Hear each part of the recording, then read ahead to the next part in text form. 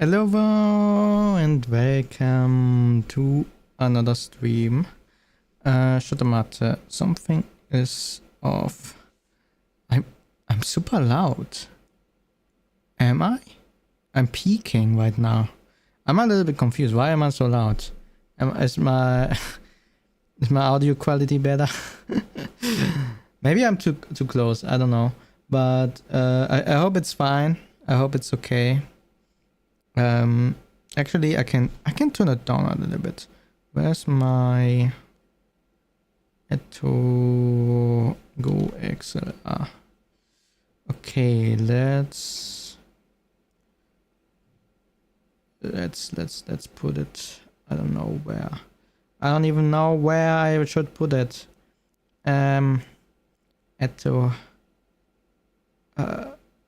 Okay, wait, compressor.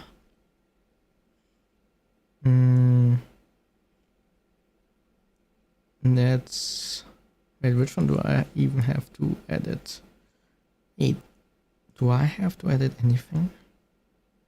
Input. I'm so confused. I hate when those things are happening. Well, I will check the stream and then I will eventually adjust it when I find the time. But yeah, welcome to the stream. Welcome to the stream. It's a little bit messed up, and also I was wondering, like you maybe noticed that we didn't switch immediately to the what's the name, to the other screen, and it's because on mobile I saw that it's not detecting my screen that I'm having right now. So I was like, wait, what? Did I do something wrong? Is it a new source or something? But everything was fine, so I got really confused. I was wondering what might be the issue. I was trying things out. I don't know. The vertical thing is always having some smaller issues, but overall I think it's fine. I mean, let me check real quickly the overlay. I'm pretty sure the overlay is looking good now. YouTube, where's my YouTube? Do I have YouTube? Oh, I do have YouTube. Can you believe it? I have YouTube. Okay. Vertical. Now there's something off. Maybe because I changed the UI. Now it's showing more than before. Now I can see almost everything. But before I was only able to see a little bit. So the UI change things, which probably is a good thing because now I have a new overlay. Now I have a new view on things. How it can look if you have only half of the screen unlocked. Well, not half, but you know, half of the limit. Which means probably now it should work for all devices, like older devices, newer devices, fully new devices. I don't know. So yeah, okay. But enough of that. We are here today to react to something. We want to see what happened to Steam. Because something is wrong with Steam. I don't know if you noticed, but things are changing really quick. They had some W's in the recent weeks, actually. But I saw the video that will be the first one that we will check out today from Ampersand, which is named "What Happened to Steam's Mascot?" And this is true. What happened? Like, I haven't seen the mascot around for quite a while. She was super cute. And there was more than one as well, I believe. So I want to figure out what is happening there. And then we also have some other videos that we will check out related to Steam. But overall, I sorted it in kind of order, or at least as far I can judge. In an order where it goes from, okay, this is bad, and then it gets better, and we are getting to Steam wins in the recent weeks. I know some of them already, probably. 1-2 of them. But I don't know the full information. Like, it's like, okay, you saw it on Twitter, and then you went to the next tweet, you know, that kind of thing.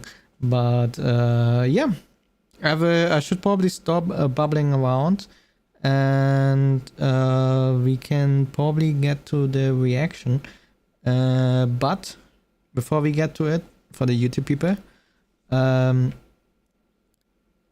if you want to check out the other videos from the channels that from the videos, the channel of the videos that we are watching today, or if you wanna give the video a like, you wanna subscribe to the channel, you wanna I don't know, share the video with your friends, everything is linked in the YouTube description, both on the normal stream and on the vertical stream. So feel free to check out what's going on there. And yeah, with this being said, we have 5 videos to watch today. The first one is called What Happened to Steam's Mascot, and that's what we're gonna check out now. Does Steam have a mascot? The answer to that question isn't all that clear. The most common answer now is the Steam delivery. Yeah, her. I remember her. And she had so many backgrounds. I asked about one of the backgrounds for the opening Steam. And I thought it's when I open Steam, this animation is gonna play, and then I found out it's only for TV, and I was like, oh, okay. That's unfortunate. Girl. But the less frequent answer is these anthropomorphic little globs of years what past. The heck? Even if your answer wasn't them, wait, you what? probably I don't even know them. recognize them from several. What? I don't even know them. Who are they? I never saw them before in my life.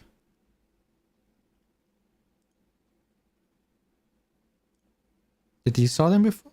Sorry, I just had to really quickly adjust the tracking, because when I was looking forward, it was looking like I was looking like that, you know, but I was not.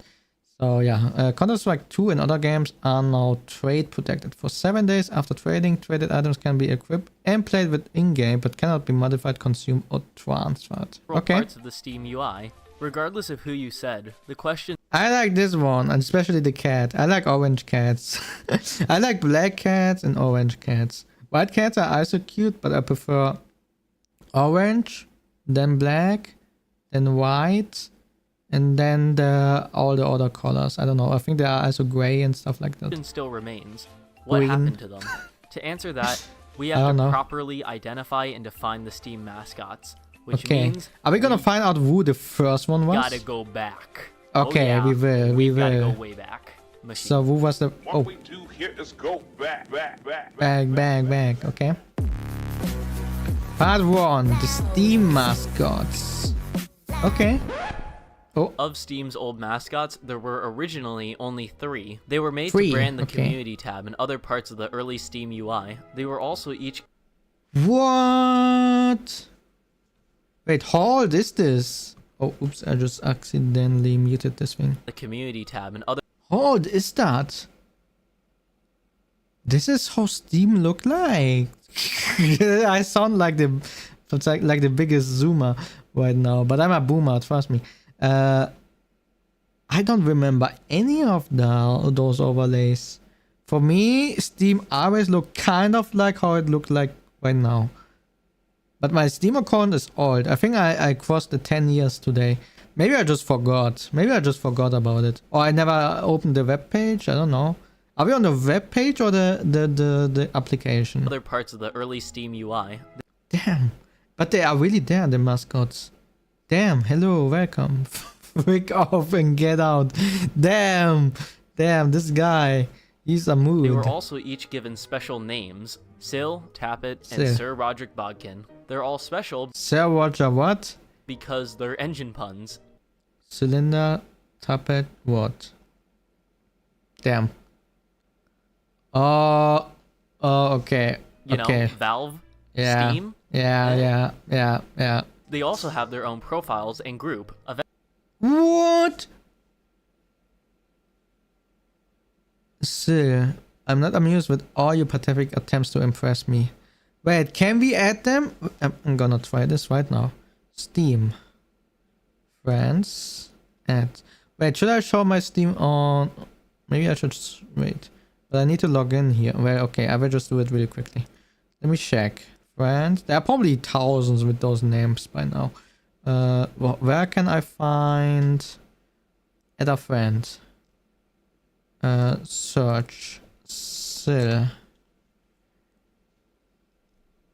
There are so many people with this name. There's one, but he's having a different profile. Wait, there are 3,000 people. Okay, what about Tappet? This doesn't seem so common. Okay, maybe it is 65, but this is doable. Okay, let me scroll to them very quickly. Can I find that Tappet? Let's go to the next next page. Wait, I got people with different names. I have Levi, Vector.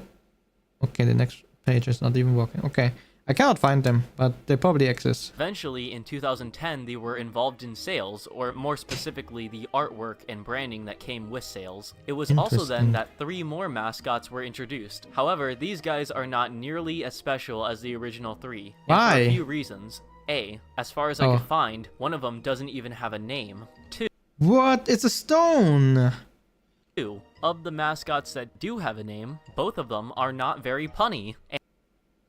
High pockets. And D, the original trio are just used a lot more despite existing alongside these guys. Still, I like them all the same, but I digress. Okay, it's fine. It's fine. He kind of apologized. It's okay. So what is this now? What eats? Midweek Madness. Wait, what is this? Now to understand how they were used. Oh, they are there in the top. Okay. Sales, you have to know the context of flash sales. Originally, when big sales would happen, not everything would be on sale at once. There were deals that persisted throughout the entire sale, but there were also daily deals and flash sales. Daily deals are just games that were on sale that day and would cycle the next. Flash sales were basically the same thing, except that they occurred in much shorter intervals, and the games that were on a flash sale were sometimes at a better deal than they would be on a normal sale. This is relevant because both of these tactics encourage people to come back. Do you know any of those games? Let's see. What do we know? I know Age of Empires, but that's pretty much it. Often, so it makes sense that the artwork would be swapped out each day to keep things visually interesting. In some sales, it would just be different art featuring the mascots. But they are so cute. Look at them. Other times, they would take advantage of this format and turn it into a serialized form of storytelling, where a story progressed in the background over the course of a sale. So as people came back to check on the deals, they were also seeing the story play out in real time. The most interesting of these, that's super cool, being the 2011 summer and winter sales. In these sales, each entry not only featured the mascots, but also video game characters always pulled from that day's lineup of deals. Damn! Wait, and it's all custom drawn as well. Is this League of Legends in the background? Is this League of Legends in the background? I was thinking, someone just told me a few days ago that Dota is way harder than League. And I was like, dude, I already tried this game out and it's not harder than League. But recently, League has been declining in my own opinion, and I'm not that biased anymore. So I've been thinking, should we do a Dota stream? I played it a really long time ago, like 9 years ago, the last time, something like that. I still have some items, but I don't know if they are still working in the game. But I don't know. Do you think we should do that? Both the writing and the artwork has aged perfectly over time, and I personally recommend... Wait, I know the guy in the middle. And the left is Plants and Zombies, and then we have League of Legends. Or is it Dota? Reading them in your own time. They're short and they're very fun. Okay. That's super cool. I love when people put a lot of love in the products that they design. It shows that you are taking care of it, you know? First, the 2011 Steam Summer Sale letters are written by Sir Roderick Bodkin. They detail the mascot's stay at Steam Summer Camp. Along with the letters are postcards that detail their camp activities. Once again, it's a fun read and there's cool art to look at, but more importantly for this video, it gives us valuable characterization Bad swimmer, cook, zombie, for the mascots. There's a lot of great stuff. Does it say... Only for this video, it gives us valuable characterization for the mascots. What the frick? There's a lot of great stuff in here. For example, in Day 8, we find out that Tappet is a gooner, and in Day... Why? What did he do? Wait, what did he do? Tappet took one What? Took one look at them and immediately almost drowned 17 times. Whoa. You need to calm down, my dude. You need to calm down. 9. In day 9, we find out that Syl has a gambling problem, and back in day 7, he might have died. It's all Damn! What the hell? What is going on with them? all great fun, and the only source I have on the other 2 mascot names. Dash's name shows up on day 12, and High Pockets gets hers on day 8.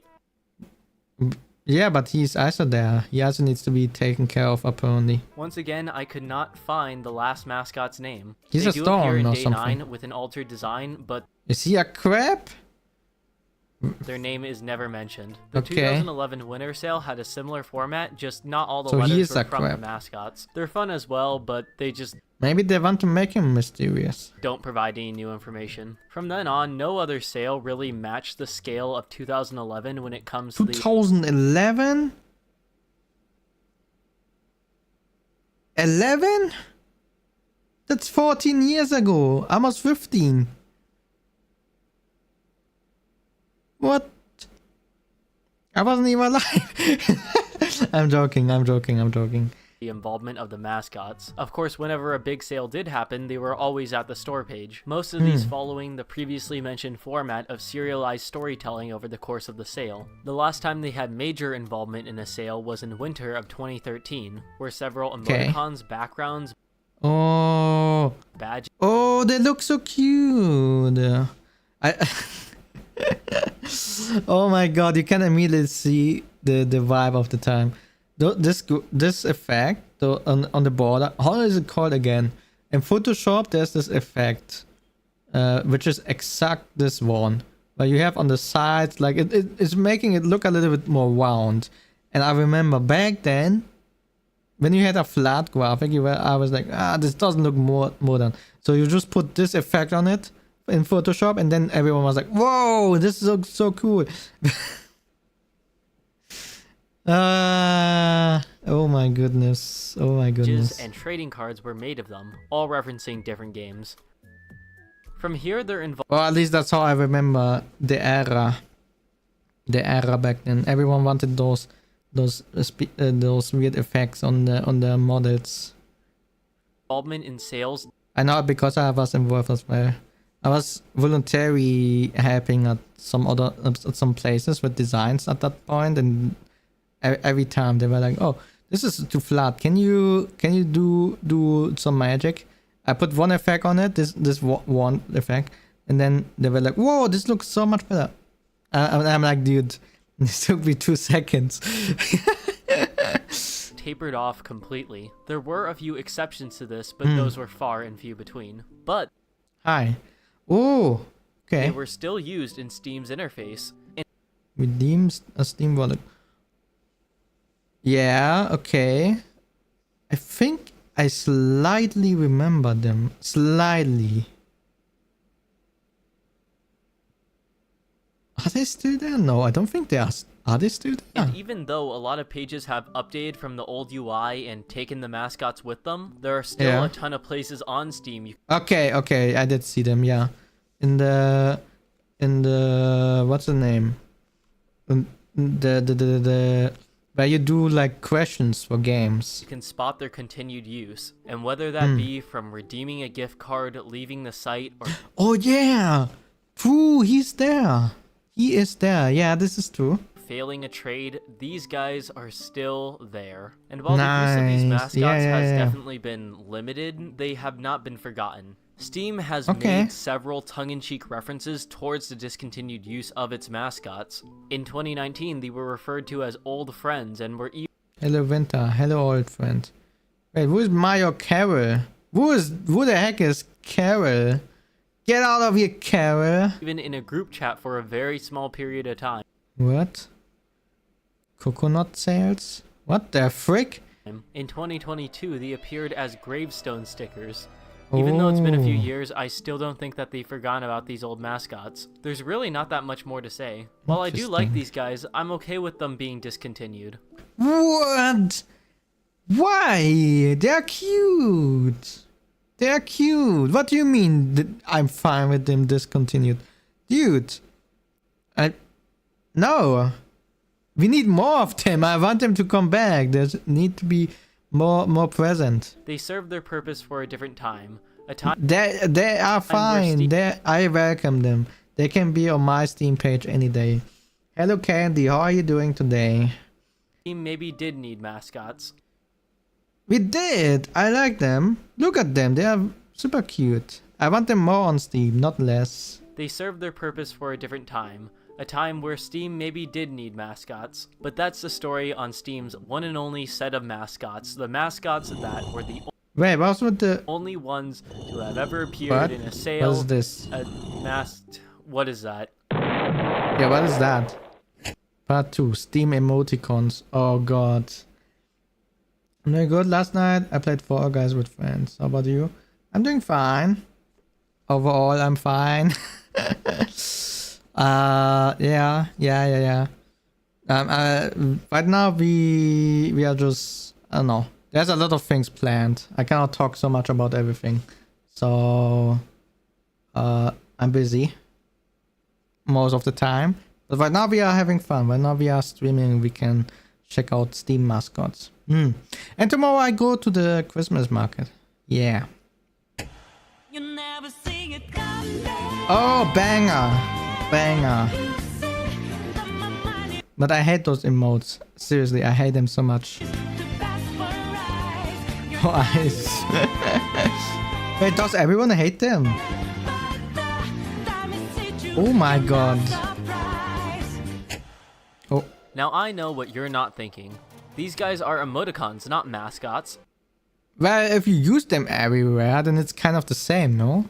And you're right, except that I've decided that you're not right, because these guys do share a lot more qualities with mascots than you might initially think. They date back to 2015, being a part of a generic emoticon set of... Yeah, I'm not a fan of them. I'm really not a fan of them, especially this one. I don't know when it was, but there was a person who used this specific one a lot. And it got on my nerves every single time I saw it. I cannot see this one anymore. Available to all Steam users. At first they were in a pixelated style, while also having an alternative hand-drawn style if sent individually. Oh no. They were Get it out of here. With a new art style. They were updated again in December of that year, barely, and they... Wait, what? How much is the change? Art style. They were updated again in December of that year. Oh, okay. Before and after. Wait, the one on the left got not updated at all, did he? No. Okay. They were made more... less aggressive. Is this the right word? That yellow one is me without my brain. Damn. And they have not been touched since then. So why were they redesigned? And how are these guys mascots? The redesigns all occurred during... Yeah. Wait, they were there. I remember them slightly now. Now that I see those pictures. I saw them in sales. The 2020 summer sale. This sale saw the introduction of the Steam Shop and there we go. stickers you can claim for free over the duration of the sale. Many of these were based I remember the one with the sunglasses especially. Directly off of the old Steam emoticons, with many new ones in that same vein. What's important to note is that the artist who made the stickers did... I think I even have one of them. Wait. Do I have someone online?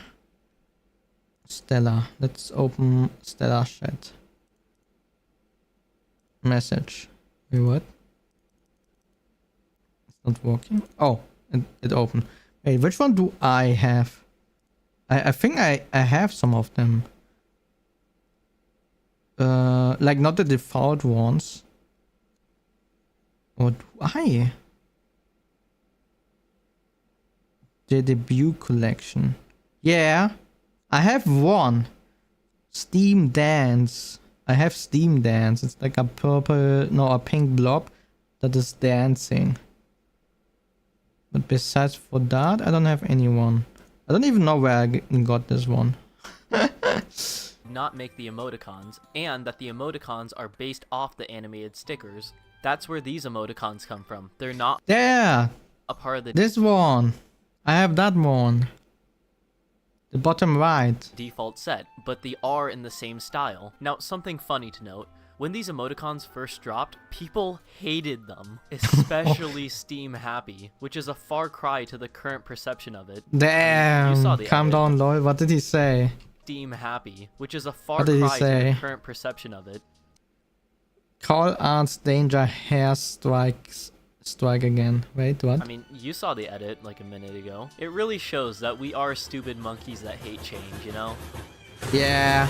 Oh, Anyways, damn. they were used like mascots in that same sale. That entire sale was themed like a road trip. Every 4 days, the artwork was changed out on the storefront to reflect a new location. And many of the trading cards during the sale were postcards.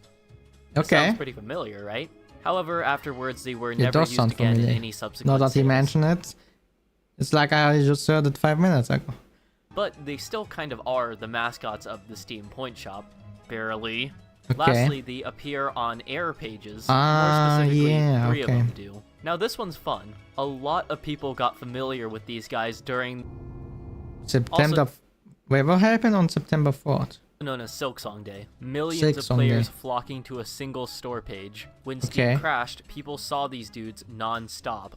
The leg And what's gang. funny is some people misremembered and confused these guys for the actual Steam mascots.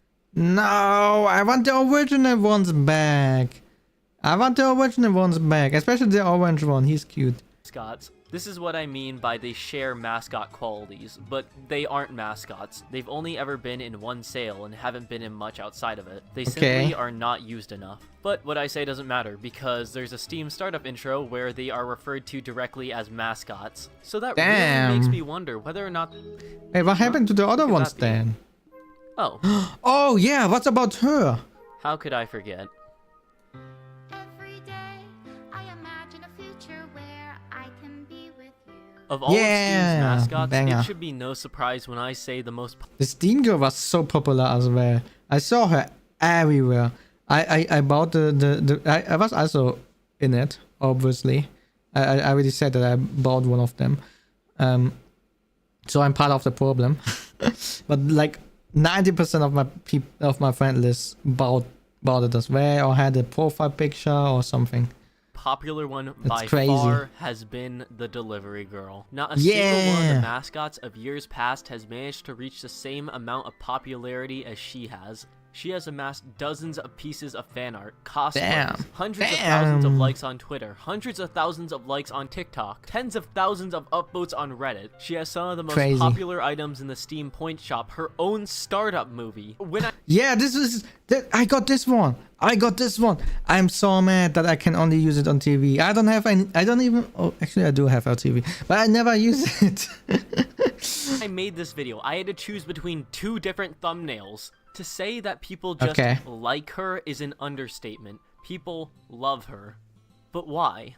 She's Why cute. of all the Steam mascots is she the most popular? She's cute. It's a cat girl. What do you mean? She's cute. Yeah, exactly. Better question, if people liked her so much, then why did they stop using her? The answer comes down to how Steam does their seasonal banners now. For the last few years, Valve has sought out and hired guest artists to draw the seasonal sale banners, and it's implied that for the most part the artist has a lot of creative control. I say that because the Steam delivery girl was not Valve's idea. Instead, she was created by Nemupan, the artist. Wait, this looks just like her. Oh, so they don't own the full rights to it. It was supposed to be only for the purpose of the Steam sale, right? Saying that she was meant to represent that fuzzy feeling of joy, of receiving and giving. Aww. I think there are two reasons as to why her departure was such a shock to so many people. The first one obviously being her popularity. She was incredibly popular, it just doesn't make sense for her to disappear completely. And two, Valve had only been doing this artist rotation system for the past year. This wasn't a set-in-stone pattern people were used to, so the following year she wasn't there, it felt like she had disappeared, when in reality that is just how Valve is doing Steam's seasonal art now. Will she come back? That's the most important question. So I guess that leads into the main question of, will she ever come back? Yeah, okay, maybe I should just shut my mouth. Probably not. Okay, wait, I What? can't say that for sure. Maybe Valve will do a 180 and use her again. Hopefully. But currently, the only way I see Bring back the Steam delivery girl. her Damn. coming back is if one of the new seasonal sale artists chooses to include her. Otherwise, I think that's all she wrote. Or I guess in this case, drew. So that's what happened to the Steam mascots. Damn. They never forgot about I want all of them back except them. We can delete those people. We can delete those. I want them back and I want her back. them. They just stopped using them.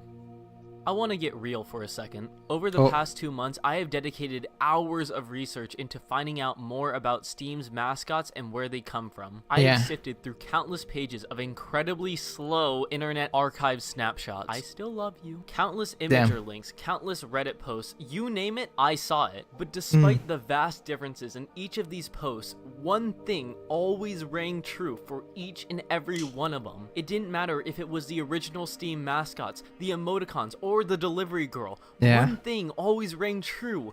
It was the familiarity. People like familiar faces. This is the entire point of mascots in real life. People What the heck is going on in this video? like seeing something they recognize, and that leads perfectly into my main point. Does Steam have a mascot? No. No? They don't. But it'd be kind of cool if they did.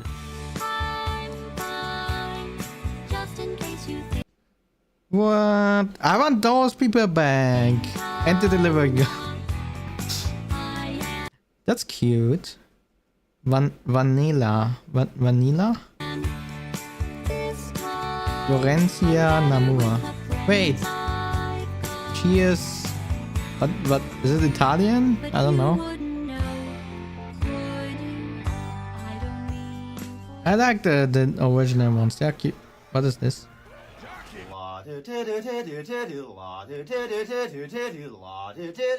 What? What just happened? What was this ending? What was this ending? What? Clicking on YouTube Guna ads. Should I react to this one next week? So I can speak about my job again? No, it's fine. Okay. I got bribed. The next video for today is probably a little bit darker. It's from CoffeeZilla. Some of you probably know him. And he will talk about deception, lies, and worth. So I don't know what this is about. My guess, though, would be that it's about Counter-Strike primarily, because they had a lot of gambling going on. And that's kind of what, that's kind of what he's usually researching. So, or at least from what I know, I don't actively watch him. So yeah, let's see what's going on. What's going on at Wolf? What did they do? What did they do? How bad is it is the question. How bad? I got bribed to make a video exposing a single Counter-Strike casino. What did I say? It is Counter-Strike. But I decided to expose the whole industry instead, which led us from pitchforks to people rushing stages, millionaires making excuses, and esports teams who say they can't survive without gambling. The lack of any accountability making me wonder about... Yeah, I really hate that. Yeah, no, it was Riot Games. It was Riot Games, not League of Legends only, right? That Riot Games made the decision that they accept gambling people now in gambling ads in the tournament. The biggest casino of them all, Valve, the owner of Counter-Strike. Now, if you've watched the last few episodes, there's a lot of opinions about what the problem is. Who's the villain? Who's the good guy? Hardly anyone agrees on anything. Okay. I did find one thing that nearly everyone agrees on. I started gambling on Counter-Strike when I was probably 13 years old. Damn! I think it was 14. Valve definitely does have underage I like this guy. He got HyperX headphones. gambling problem. I think Valve does have an underage gambling problem. Damn! HyperX again! Yes, it is underage This is not HyperX. gambling disguised because it holds real life value. Underage, middle age, overage, however you want to slice it.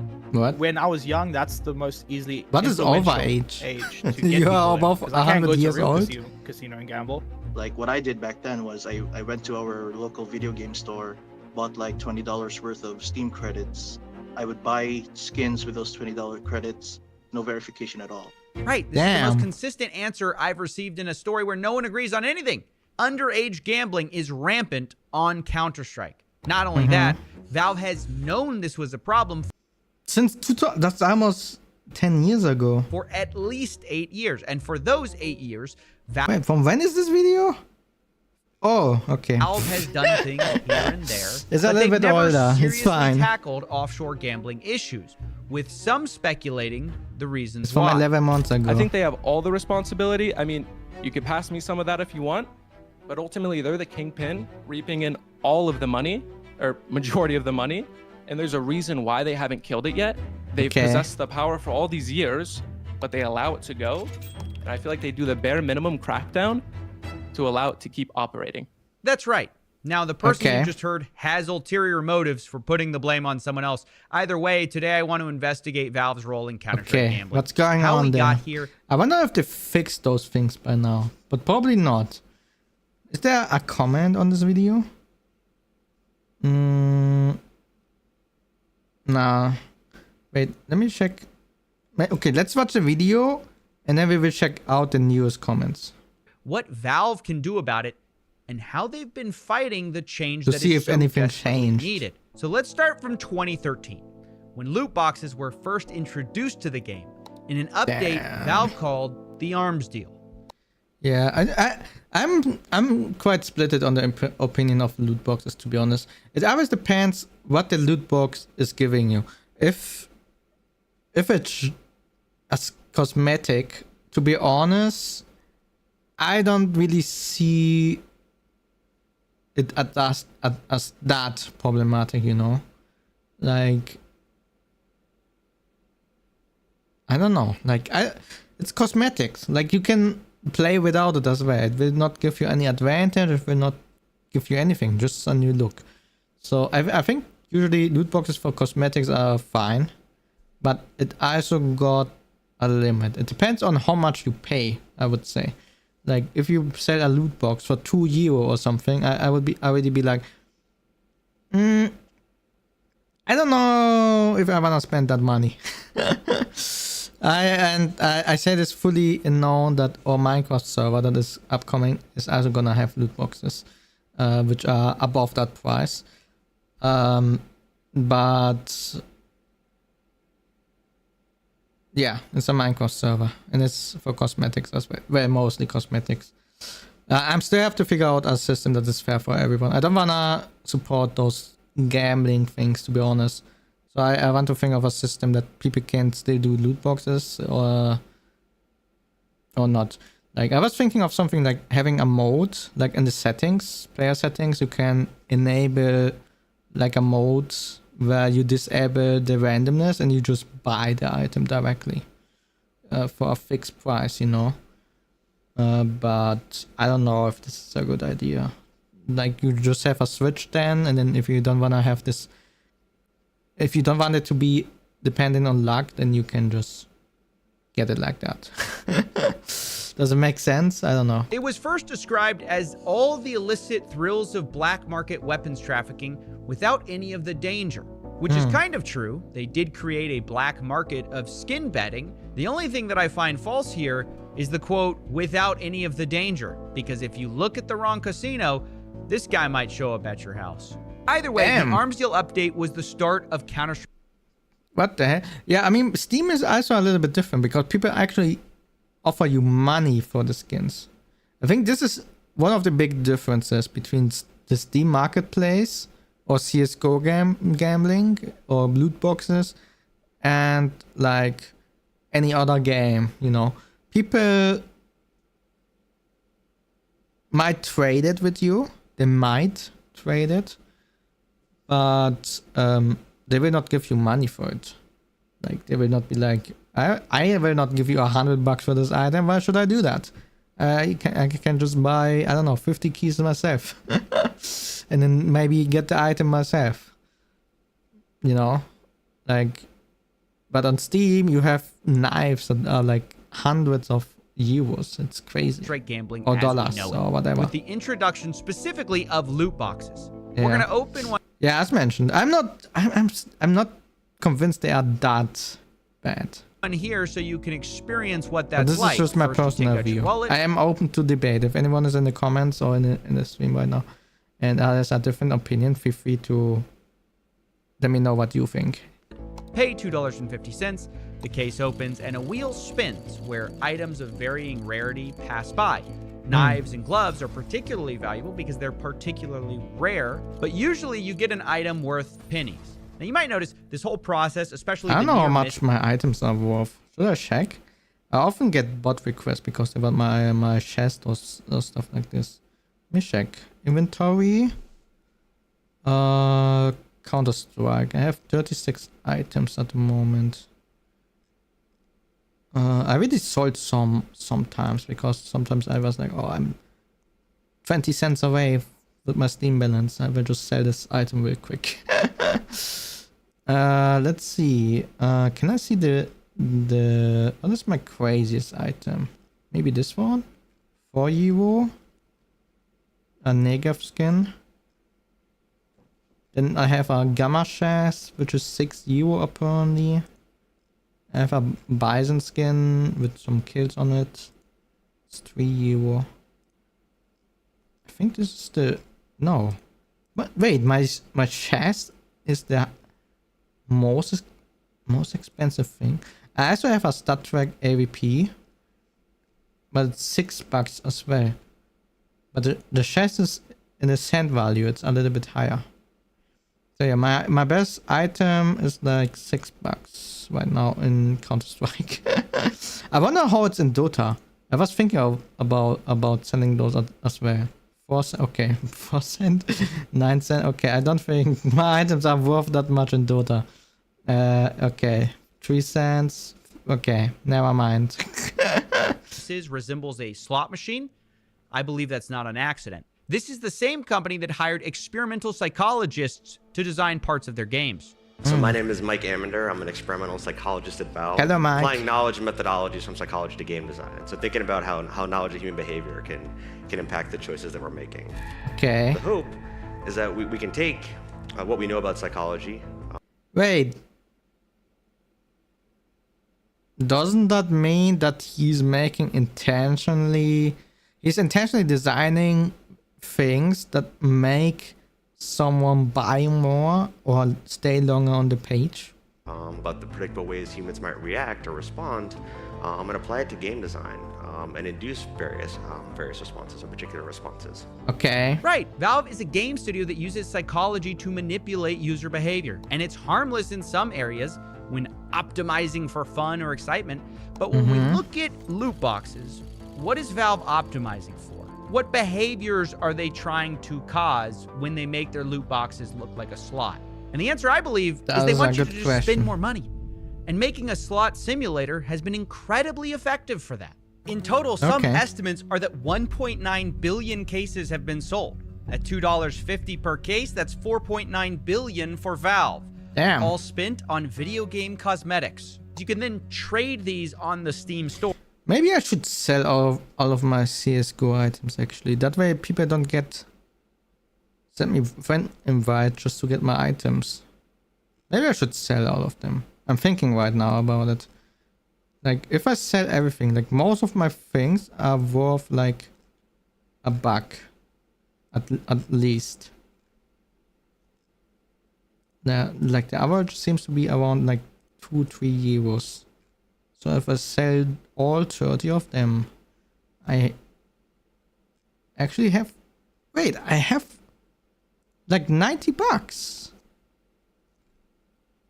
Well, not really. Probably more like 60, but it's still a good amount.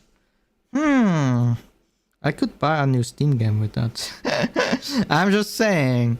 Okay, I will think about it. I'm gonna think about it. Even more I money have to check the Steam market. Last year alone, Counter-Strike made about $1 billion. Like it's a win-win. I don't play the game anyway, so I can just sell those things because I don't give a damn about the game, you know. I won't touch it anymore. And at the same time, those Steam bots will stop sending me Steam requests. Technically, it's not that bad of a decision. I might check it out. Or I think on Steam sites you can trade in your items to gamble. Do you think nah, this is stupid. Then I get nothing out of it. Opening cases. The skins update was a big change for the community, giving you something you can buy, something that you can customize your guns. It's done where it doesn't necessarily impact. Wait, I think, is this Leia? I think I know this person. Gameplay, Where's the name? but it gives people this exciting element to keep coming back and keep. Did she change? If I'm not wrong, I remember her from Riot. But this is not Riot right now, right? Playing to get more skins. So you might be surprised to learn that although Valve designed a machine that looks like gambling, Valve actually insists that it's not. This is because of a loophole where technically Valve doesn't let you cash out your skins. You can sell them for money for your Steam wallet. Yeah, but you can buy games. What do you mean? But you can't convert that Steam wallet for cash. You can buy games. So the skins are technically worth nothing in the real world. They're just worth something in Steam's marketplace, meaning their slot machine of skins isn't gambling at all, or that's what they would say. The expected value is actually 0. And all that sounds great, except for the fact that obviously you can go to these third-party sites and get real money, real crypto. You can also go sell them on trading websites, which is also a huge part of this. Yeah, that's what I was thinking about. But then you will just... Wait, do you get more there than you get in the Steam market? This would be so stupid. This economy where you can go sell your skins for cash. You never have to interface. Okay, that's the clue. Okay. With the slot machine For side cash. of it. So this idea that skins are I don't need cash right now. aren't worth money is just not true. It's just that Valve isn't directly allowing cash outs, which is a loophole that allows people of all ages to open loot boxes, trade skins for money. I think I saw something similar in Roblox. No? All without showing ID. It's worth. At some point I watched a video and they had a similar story about Roblox. But yeah, I cannot speak so much about it because I played Roblox like one time in my life. And this was on my laptop. And I was like, I didn't have anything from gaming. And I was like, okay, what can I play? What game can I play? Minecraft is not working. What else is there? Roblox. And then I played some One Piece game for like a few hours. And then I uninstalled the game again. Saying this loophole isn't new. Yeah, Roblox, I don't know. I don't like it. I don't like as well that use characters looking so blocky. It's weird. I don't know. It's the same thing pachinko parlors use in Japan because there, gambling is illegal. But pachinko parlor... Wait, it's legal to play the lottery and also bet on horse racing, bicycle racing, motorcycle racing, and powerboat racing. All other forms of gambling are illegal under Article 100 and... What? Really? Does it also include loot boxes? Are gambling, but technically not, because when you gamble, instead of winning cash, you win these small silver balls, which once again you can't cash out in the parlor. You have yeah, okay. to go to a third-party vendor. It's because you are not allowed to cash out at the pachinko parlor. Yeah. それはなんで別にあるんですか？そこでお金のやり取りしたら犯罪なんで、犯罪ってかギャンブルになっちゃうんで、景品をもらうって体で景品をもらってそれを近くの換金所でお金に換えてる。Damn. Okay. からセーフっていう So 認識です。 that's how they do it. But it's really bad, no? If everyone knows about it, then it's... Can you still get arrested for it if you get caught? Or can you say, yeah, no, I just bought this for Suisei, a teddy bear. 網目をくぐってるみたい。グレーって言ってました。 All reminiscent of exactly what Valve does too. You can't cash it out in the Steam store. You can only cash it out on third-party sites. It's just gambling with extra steps. However, one player of the game explained to me that even this is a pretty weak excuse. Has anyone explained to you the Steam decks? So this right here, it's the maxed out version. I think it's like 650 spent in Steam funds. Wait, what? You can buy Valve hardware with your Steam wallet? So if you get a CSGO knife, you can just get the new VR headset from Valve. That's crazy. Now, how do you get Steam funds? You can put money on, you can sell stuff on the store, you can unbox a case, get a $1,000 knife, sell it, and then get this. So items don't have value. How do I buy this? Damn. I think it's pointless to argue too long against these loopholes, though, because there's millions of arguments, some used by Valve, other used by Counter-Strike casinos, for why gambling isn't gambling. You have Clash's sweepstakes loophole, hype drops, you never lose money loophole. Yeah.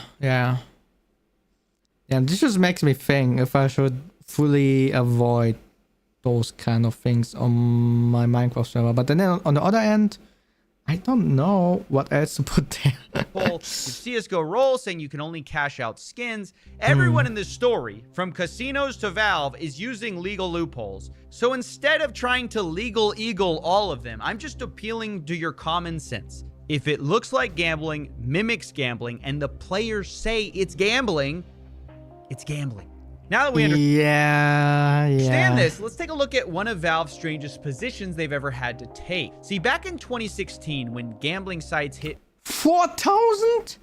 What the frick? People would pay that much for a freaking knife? This is insane. Mainstream news for scamming a bunch of their users and underage gambling, Valve looked really bad and said they were going to put a stop to Steam users who run a gambling business. To do this, they sent out several cease and desist letters, and some of those sites ceased, but others didn't. 8 years later, some of the same casino sites are still operating. Meanwhile, influencers are clearly still getting paid millions of dollars. Esports teams are still sponsored by many of these gambling businesses that Valve supposedly wants to shut down. Yeah. This is where we come to a question. Why does Valve say they want to shut down gambling, but they fail to actually do it? Some will say they can't. Like, maybe it takes too long? I don't know. I mean, usually during a lawsuit, as far as I'm aware,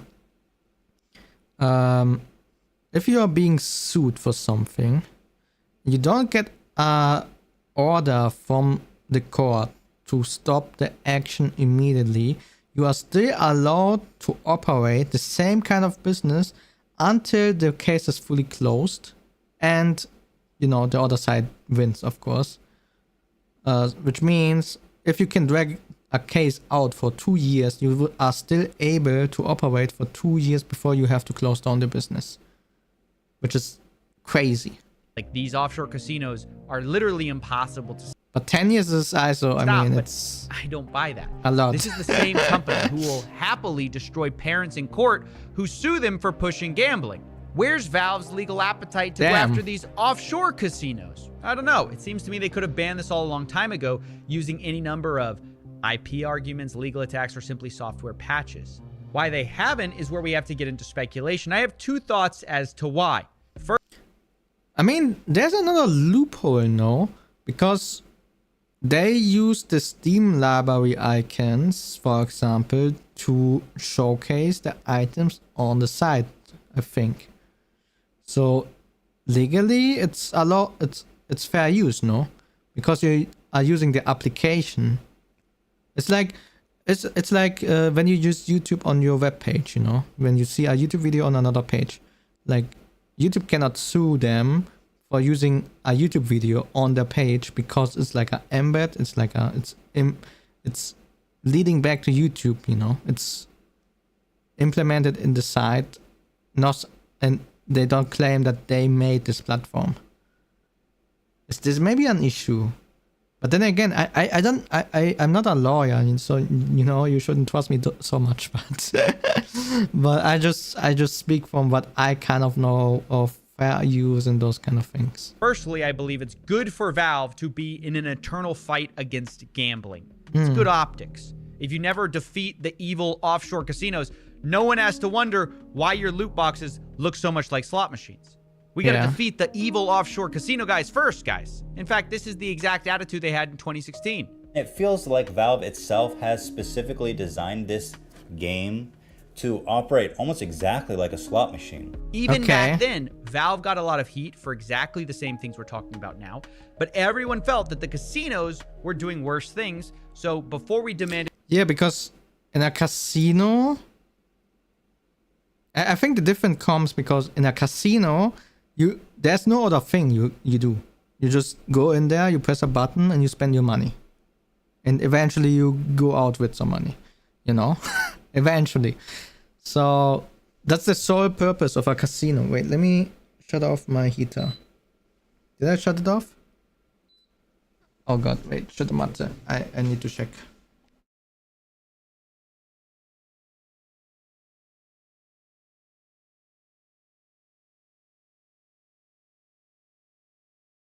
Okay, it's shutting off now.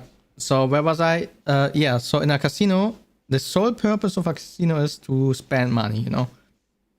You go there, you press some buttons, and eventually you get money out of it. Why in Counter-Strike, it's not the main focus of the game. The main focus is that since it's a shooter game, you shoot other people, you know, you go in the round, you play ranked. This is the main purpose. The main purpose is not to gamble. People are there to play competitively against each other, not to get skins, you know. So I think that's the difference. Like, that's probably why people don't see it that bad. Also in gacha games. In gacha games, I think it's more. I mean, it's gacha game because, you know, it's kind of one of the main features. But still, you are playing the game. You are having a story, even if it's not a good one. And eventually you have some nice looking anime girls with cat ears or something, you know. So people don't hate on it that much because you can do other things. But in a casino, you don't have anything.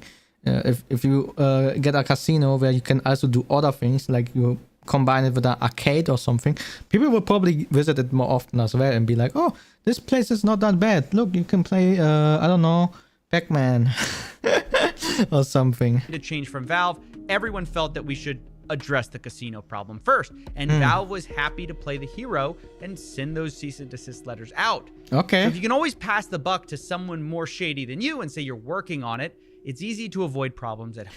Maybe they didn't follow up on the letters. Maybe, you know, some of them are closing just like that. And then the others are like, no, we don't want to. And then they didn't follow up on legal action, like further legal actions. That's my first guess. But that was the there's issue. A second, maybe more insidious answer. Shutting down offshore gambling is just not a priority because it's not very profitable.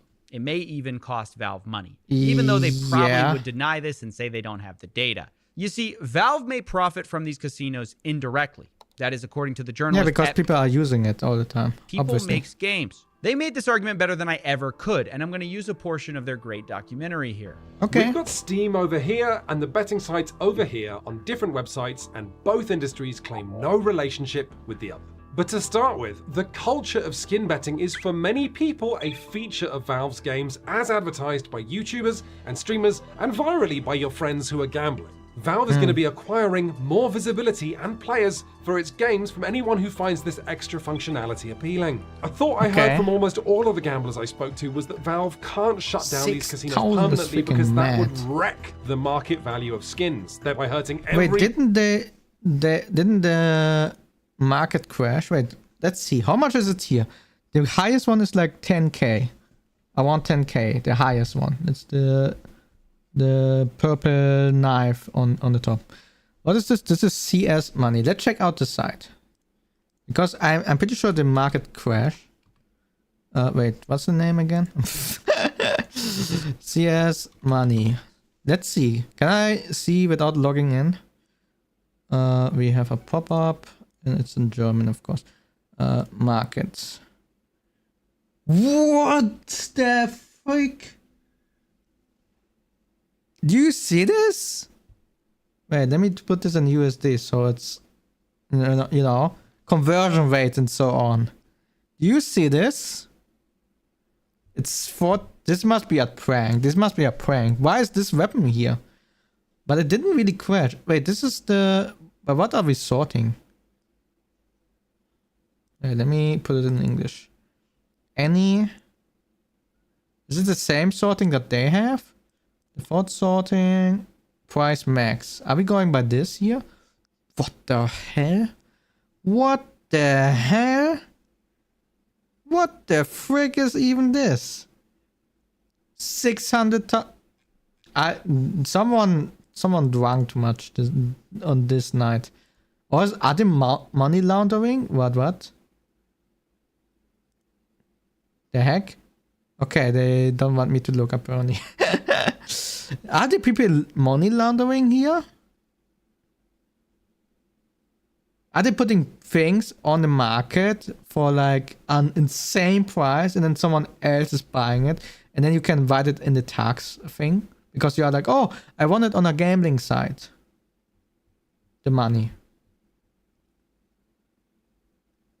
Is this money laundering going on? No, but they need clean money to buy it, no? Unless they give it to them privately. Okay, maybe something fishy is going on. But I don't know. Something crazy is happening. I don't know. You know, you made $80,000 and you don't know how to justify it. And then you burn it. I don't know. I don't know how money laundering works, to be honest, but that's how I imagine it.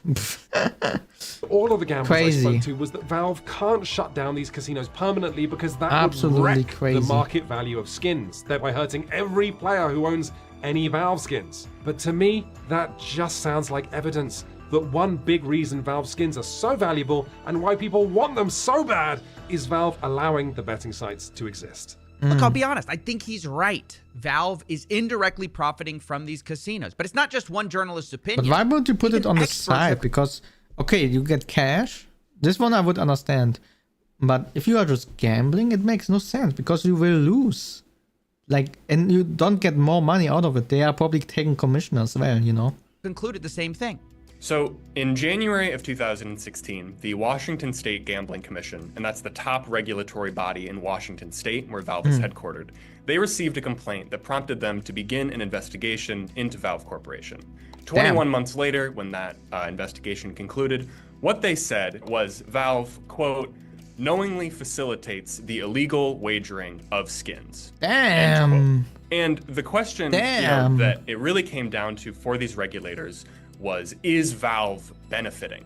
In the opinion of the regulators, yes. So this feels like a really big deal. Washington basically concluded what a lot of people have suspected, but why did nothing happen? So small now? What the regulators told me is that the prosecutors didn't feel that they would be able to prosecute the case successfully, so they did not pursue a case.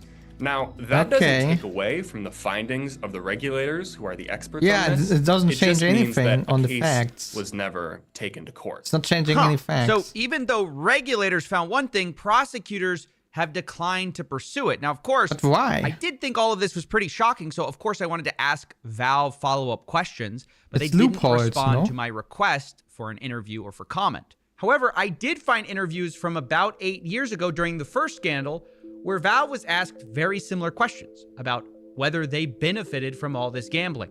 And the way they respond is kind of telling.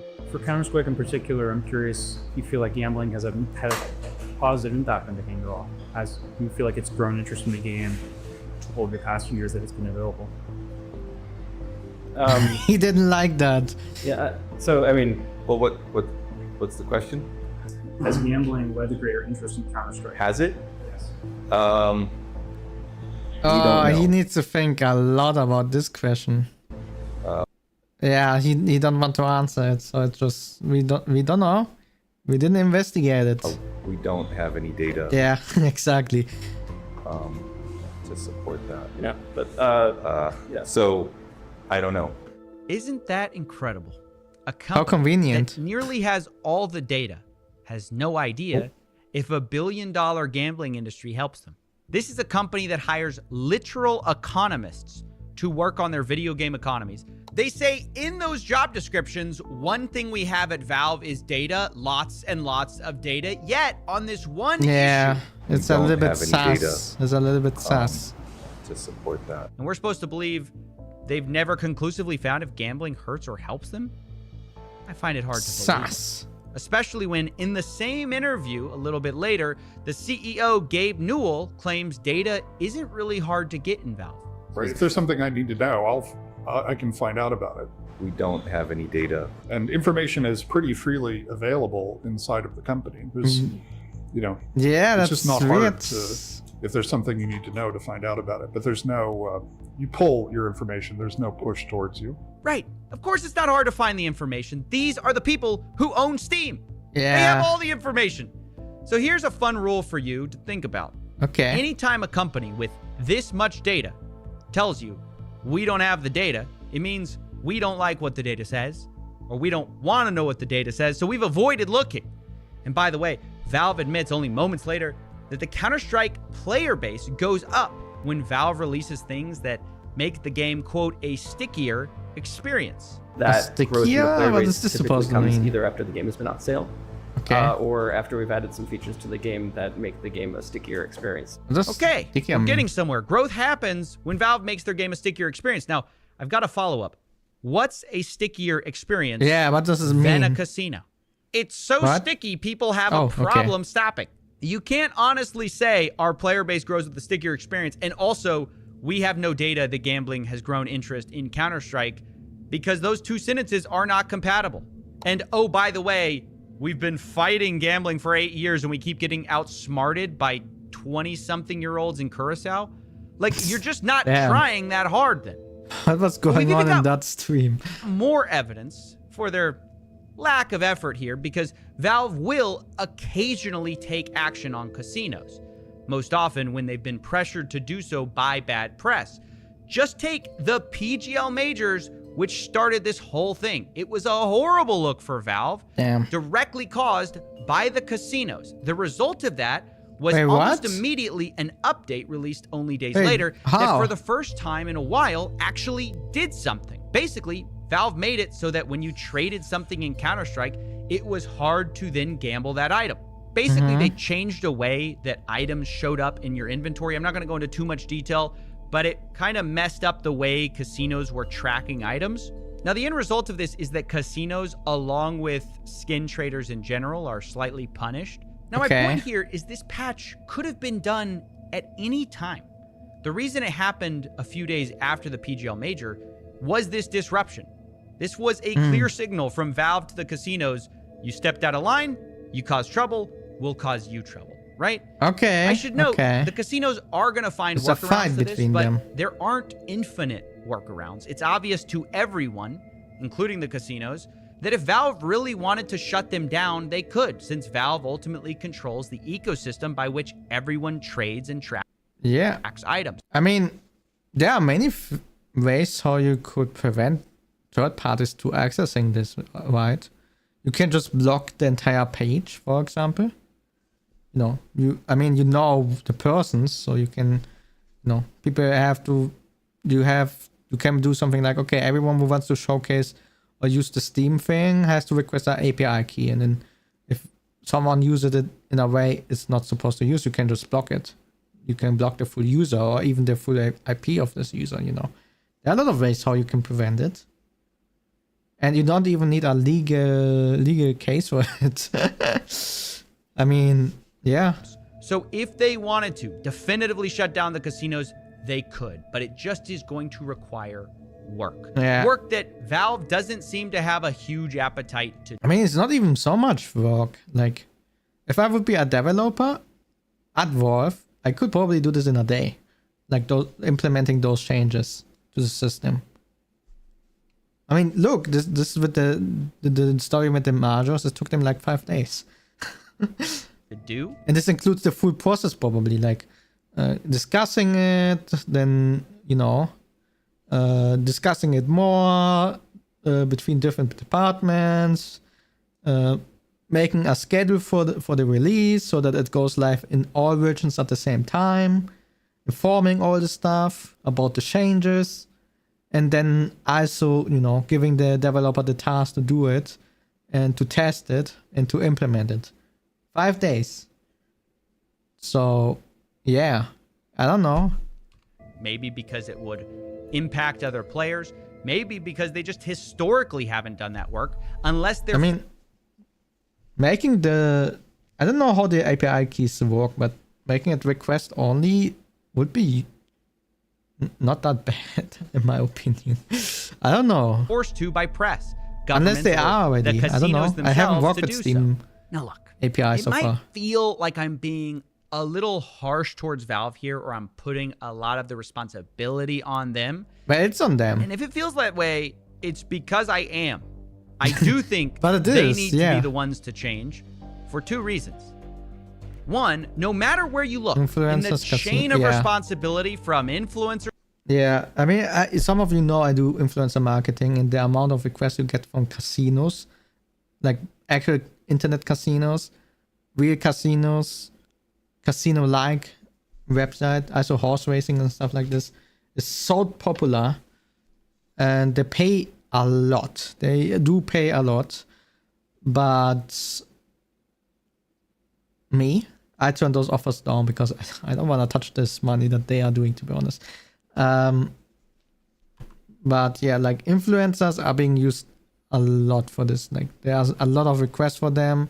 Also for CSGO sites, it's the same thing. Like people are like, oh, we give you, you know, like we give you about the same amount for putting the logo in your rotation for 30 days as if you would get from another partner for 90 days.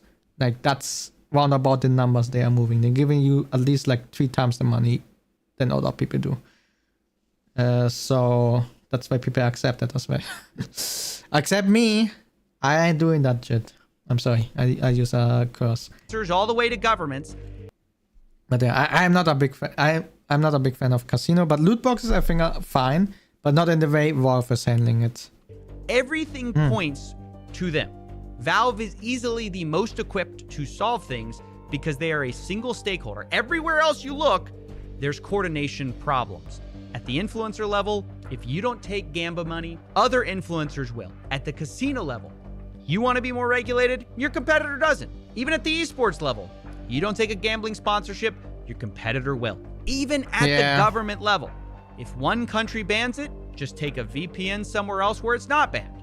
Not to mention, even when governments do ban it, and by the way, I think they should be part of the solution, but even when they do ban it, Valve can try to maliciously avoid regulation with new loopholes, which is not a hypothetical. They've literally done this. In France, for instance, where loot boxes that can be traded for money are banned, Valve updated their game just in France to put in what they call an X-ray scanner, where you can see the contents of your loot.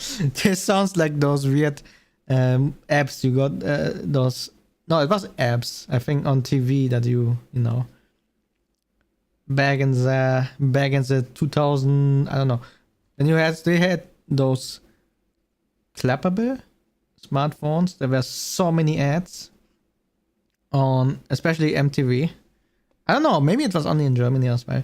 But for like X-ray scanners, like they tell you, okay, you can get this app, and then if you take a photo of someone, you can see through the clothes, things like this. And you were like, what the frick?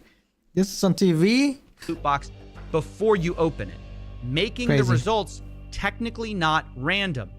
The catch is, though, you can't open another loot box until you pay to finish opening the one you've scanned. It's just a workaround the law to allow the same gambling. That's so stupid. That's so stupid. Just legally, I guess. But it turns out this may have been a tactical mistake, because it kind of gave away the game Valve is playing. Because remember, they're trying to pretend. Now you can see instantly how high your chances on the things, right? Not to be gambling, But this loophole they're using is literally a loophole slot machine companies use, where they will do what's called pre-reveal the result of a slot spin before you spin and say it's not gambling as well. In states like Missouri in America, this is how gambling companies were trying to avoid the gambling classification. Funnily enough, while learning about this loophole, I found this. Quote, the gambling companies don't like each other and will claim one company is breaking the rules while they apparently follow them. I'm getting flashbacks to this story as well. But the point is, if Valve is resorting to using gambling companies' loopholes, from the pachinko parlor loophole to the pre-spin loophole, what does that say about what they're selling? Even Valve's own users are realizing this. In a post about the French law where they dodged it with this pre-reveal, people are saying, quote, they seriously skirted the laws that stupidly easily. Sounds like Valve is using loopholes taken straight from casinos. So that's why I'm saying, yes, countries should regulate predatory loot boxes designed as slot machines. Yes, influencers shouldn't take dirty deals. Yes, casinos should in theory self-regulate. But if we're looking where to lay out a plan to fix Valve's underage gambling problem, it all comes back to Valve. No one else can. I almost forgot the underage point. Yeah, so many people, you can access the game when you are like 10 years old. Unilaterally shut this down except for them. And at the same time, no one stands to make so much money from keeping it open and lying about what exactly these cases are, using the same arguments casinos have been making for decades as Valve. And that's why I'm being so harsh, because frankly, they deserve it. This isn't some indie video game studio that's struggling to survive. Valve is pound for pound one of the most profitable companies in the world, period. Not just because of gambling, in spite of it. With just Steam, they're already... Yeah, I was about to say, like, just every gap developer is giving a big cut of their game price. So if you are paying, okay, let's say you are paying $20 for our game, okay?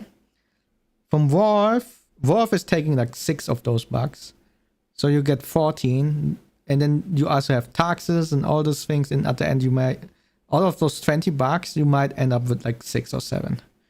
Like, yeah. Already larger than most publicly traded gaming companies, affecting millions of people a day without gambling. So it isn't crazy to expect basic responsibility from a company who touches so many lives. Unfortunately, Valve is not only uniquely able to take action, they're also uniquely equipped to avoid it. They're privately owned, an international company, and are known for not responding to journalists in situations like this or reacting to the press in any way. So for my last argument, I'm not going to say a word. I'm just going to let Daddy Gabe do the talking. In the hopes of inspiring some change at this megacorp. Here's Gabe's thoughts on Valve and their responsibility. People at Valve have to get used to working without a safety net. There's nothing between you and a customer. You can do something. You can come in that morning, and by 2 o'clock in the afternoon, you have a million customers, right? And they're all emailing you. They're all me emailing you. And you probably should fix it, right? But nobody's looking over your shoulder. And for some people, that's liberating. For some people, it's terrifying. Yeah, I really can't think of anything that better captures the Valve gambling story. You've screwed 1 million customers. You should probably fix it, but no one's looking over your shoulder. It has been 8 years since Valve set out to end these black market casinos built around their game. And still, the industry is alive and well. In fact, the harassment and threats in that industry are worse than ever. Meanwhile, Counter-Strike's own competitive players, influencers, and casinos all say there's an underage gambling problem, but Valve seems no closer to fixing that either. Maybe that's because the only way to fix it is to acknowledge that Counter-Strike's loot boxes are a little too close to slot machines. And look, I'm not even saying that if they want to go that route, they can't. But at least ID your customers, at least acknowledge what it actually is. Otherwise, you're just trying to have your cake and eat it too. You want gambling without any of the responsibility that comes with it. And we all know that that kind of cake is a lie. Look, I know this is a long shot, and maybe it's pointless. I look back 8 years and I see many of the same stories of victims, villains, and Valve with zero real change. But knowing the odds are slim hasn't stopped kids from getting addicted. So it's not going to stop me either. This is a gamble I'm willing to take. Damn. Gabe did not reply. Okay. So yeah, let's take a look at the comments, I would say, really quickly.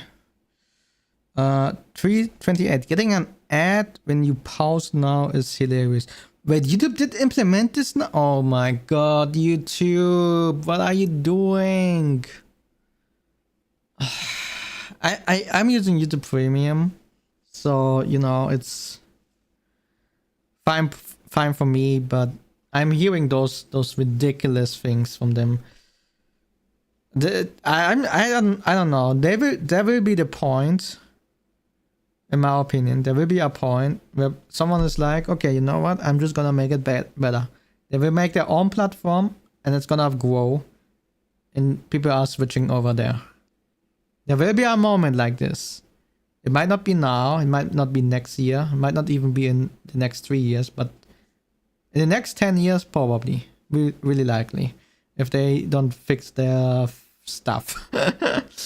And I will be moving too. I will be going there as well if it happens. Just saying. Coming back to this, after the CSGO economy got changed is interesting. Did it? How did it change? Valve doesn't want to infringe on the consumer rights and privacy of its users. After having taken the necessary steps and then some discouraged children from accessing their platform and mature rated games 17+, Valve's Counter-Strike is specifically rated or for adults. Okay. Parents don't want to keep an eye what the kids do with the completely unrestricted internet access the horrible parental figures give them. Where's the video on Roblox and their obsession with allowing and promoting children to get gambling? Wait, what? There's something going on there as well? And deal with pedophiles. Yeah, this is probably known. I mean, I heard about that. Crazy. So, yeah, most of the comments are about these kind of things. Okay, but, I mean, yeah, Steam. This is the problems of Steam, kind of. So let's go to other problems of Steam. And the next video we are watching is called How Steam Became the Only Good Monopoly in Existence. Because, yeah, usually a monopoly is pretty bad. You have it with drinks, Coca-Cola company. You might think they are not around you, but they probably are. I mean, Coca-Cola is owning a lot of water brands as well. They are owning, was it Sprite or Fanta? Maybe even both. You know, they are owning more than just Coca-Cola. So even snacks and stuff like this, like snack companies, like they own a lot, and you might not even know it until you look up the company and then find out, oh, they are owned by Coca-Cola, you know? So, yeah. It's bad. Steam shouldn't exist. Okay, hear me out for a second. I'm definitely glad it exists. I use it like several times a week to buy and play. Smite with Shoujo. Yeah, this did not age well. This didn't age well. This did not age well at all. Games. And I have a good experience almost every time. But it definitely shouldn't exist. I mean, if I told you that there was a tech company that was founded in the 90s that controlled 70% of its market and that had basically zero meaningful competition, and that the CEO owns a fleet of yachts so big that he needs smaller support yachts for the main one, you'd probably start thinking about guillotines and not video games. And yet this more or less perfectly describes Valve, the company responsible for Steam. It's basically impossible to name another tech company from that era that has a reputation that's half as good as Valve. You got a cat. Look at the cat. What does it say? Edgar? Is the name Edgar? Cute. Sorry. And even just a quick Google search will show you a litany of admiration and good reviews for Gabe Newell, the founder, in a way that very few people seem to talk about, say, Zuckerberg or Bezos. Valve and Steam have won at the game of capitalism, and they've effectively monopolized an entire business. And yet they are, at the same time, lauded as one of the best examples of a consumer-friendly product. And it makes no sense at first glance. So how did they do it? How did Steam beat capitalism without getting greedy? Okay. Valve Corporation is without a doubt one of the most important companies in all of technology. It was founded by two guys, Gabe Newell and Mike Harrington. It looks so different. In all of technology. It was No, actually not really. Founded by two guys, Gabe Newell and Mike Harrington, who left Microsoft in 1996 to pursue a dream project. Wait, wasn't Mike the psychology guy? Creating their very own video game from scratch. Their debut project was like Half-Life, and it was so successful that it still is today considered one of the greatest video games of all time. And since then, they've released a lot of bangers. Half-Life, Team Fortress, and Counter-Strike are all still incredibly popular series and have millions of players every day collecting. Dota 2 is on Place 2? What? Really? But after releasing several extremely popular games themselves, they noticed a few issues with the games industry. If you're a little older, you might remember a time when pirating a PC game was comically easy. No, yes, I do. But I don't know. I don't know what my first PC version was, but it was quite easy back then. If you know how to navigate around all those fake download buttons or all the fake files. At some point, you know, okay, this file I should probably not enter, because they will put, they put the game there, but they ask you also to install like 1,000 other things, and then you suddenly have a couple of buttons in your browser that you didn't want it, those kind of things. So yeah, I don't know. Is there any game I got completely legally? I think yes. No, there was one, and it was like a police simulation type game, but it was only like the demo. It was like a early version of the full game, which I played then, and then at some point it was just the end, and you had to basically buy the full version to continue. What else? Need for Speed. Was it?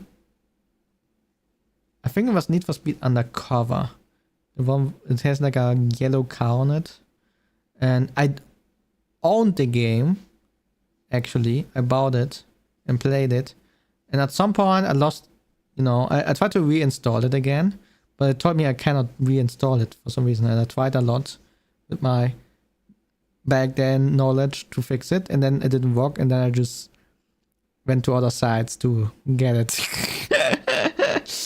Yeah. Literally within a few days, you could get free software. I think that's bypassed most kind of security the only measures times. with like a few seconds of Googling. And we saw the first wave of companies getting really desperate to put the lid on piracy. When Doom 2 was leaked weeks before its official release, their developer responded by banning any pre-launch reviews or external testing for their next game, Quake. The then vice president of marketing even announced that no copy of our games would leave the building. Damn. Except that game ended up also being leaked 3 days before its release. Some kid literally just broke into their network and downloaded. Wait, what? Turn on a FTP server. Whoa. The game in front of them. And they were so young that the company didn't even bother pressing charges. This state of affairs, though, wasn't all fun and games. The lack of security also made games way more prone to hacking and cheating. And it was super difficult for game developers to have a clean method. There were so many cheaters in Counter-Strike. Well, they probably still are there. I mean, I say where when it was like maybe 10 years ago. To offer security and performance patches over the lifespan of the game. And this is where Steam came in. You see, Gabe Newell has a pretty famous take on piracy. What's Valve's take on piracy? So we don't really worry about piracy. There's misconceptions in the industry about what piracy is, that they don't want to pay any money and they want to get your content. But when you look at the fact that these people have, $2,000 PCs, clearly they're willing to spend money.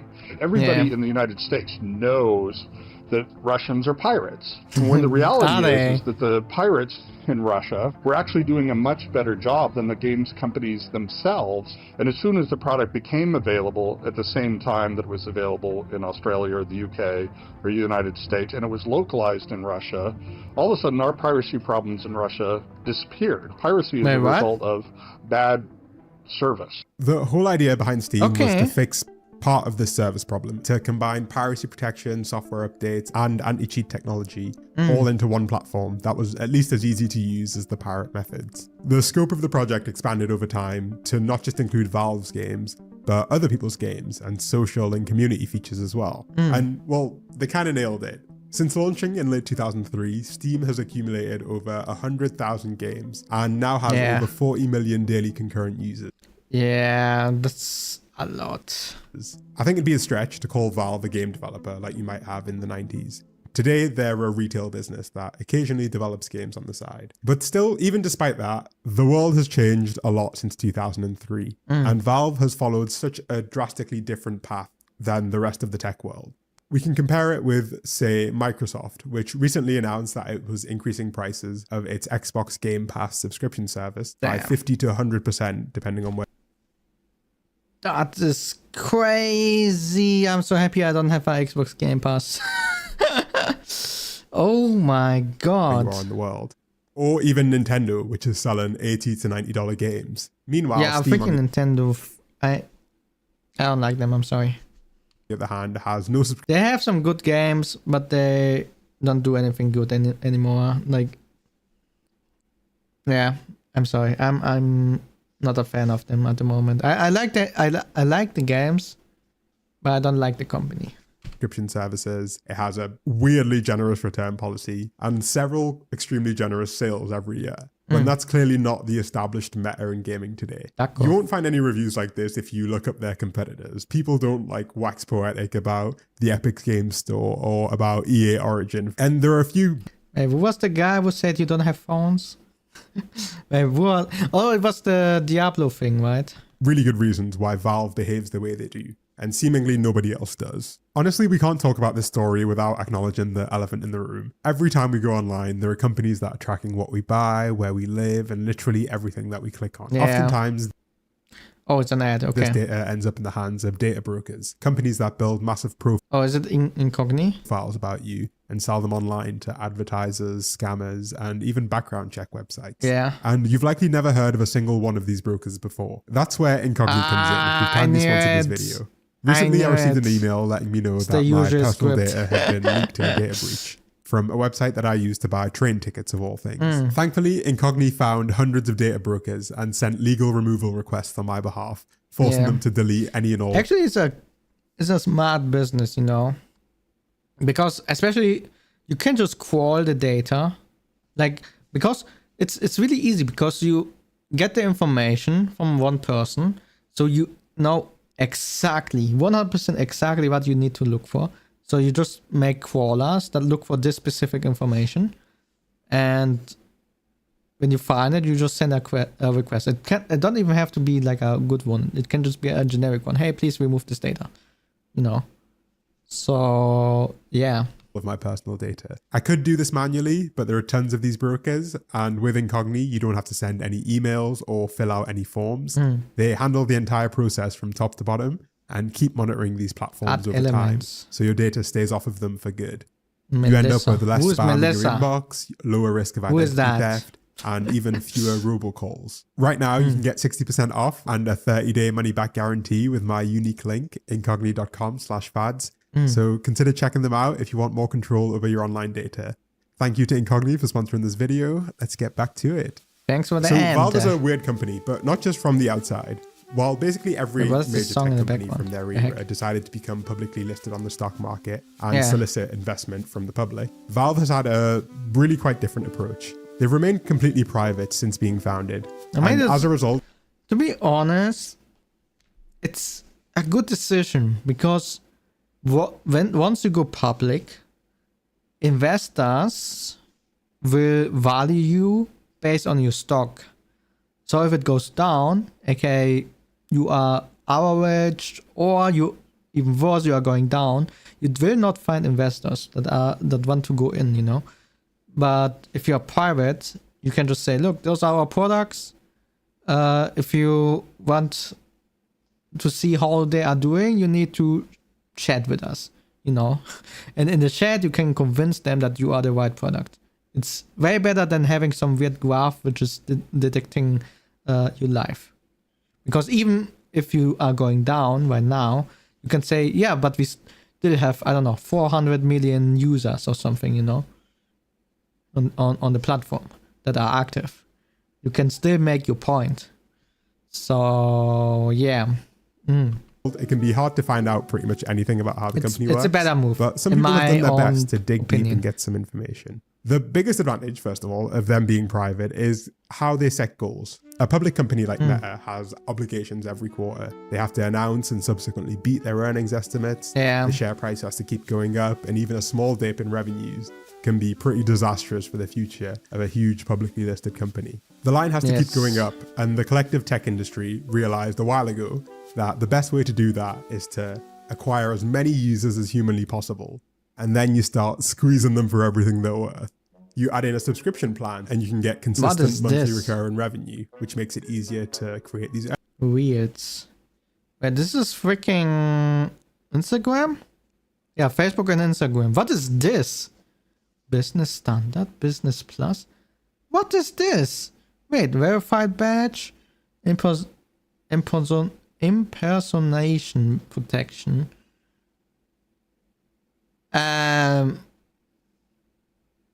Shouldn't this be something standard for being on the website as a creator? I don't want to go on a website where, you know, where someone can impersonate me unless I buy the subscription from the same platform I'm on right now.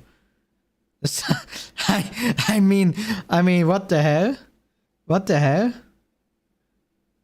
Nah, this is stupid. Earnings estimates. You can shoehorn in blockchain, cloud, or AI, depending on what year it is. Copilot. I hate it. You got another couple $100 billion of investment, easy peasy. And recently, I clicked accidentally on a button, and freaking Copilot started talking. I was like, "Can you go away?" And it didn't stop. It just kept talking. I didn't know how to turn it off. I was a boomer in this moment, and then it took me like 2 minutes to figure out how I can.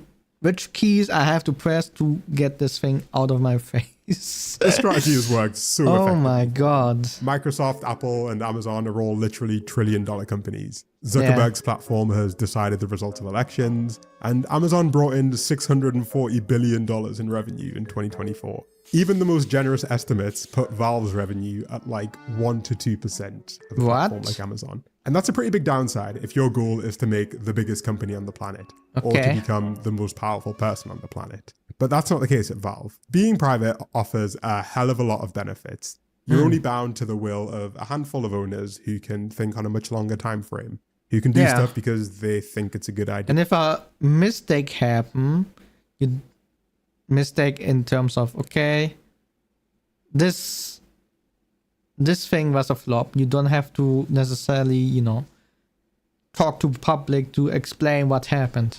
Yeah. And they don't have to cater to whatever's trendy in the market just to keep their business solvent. Yeah.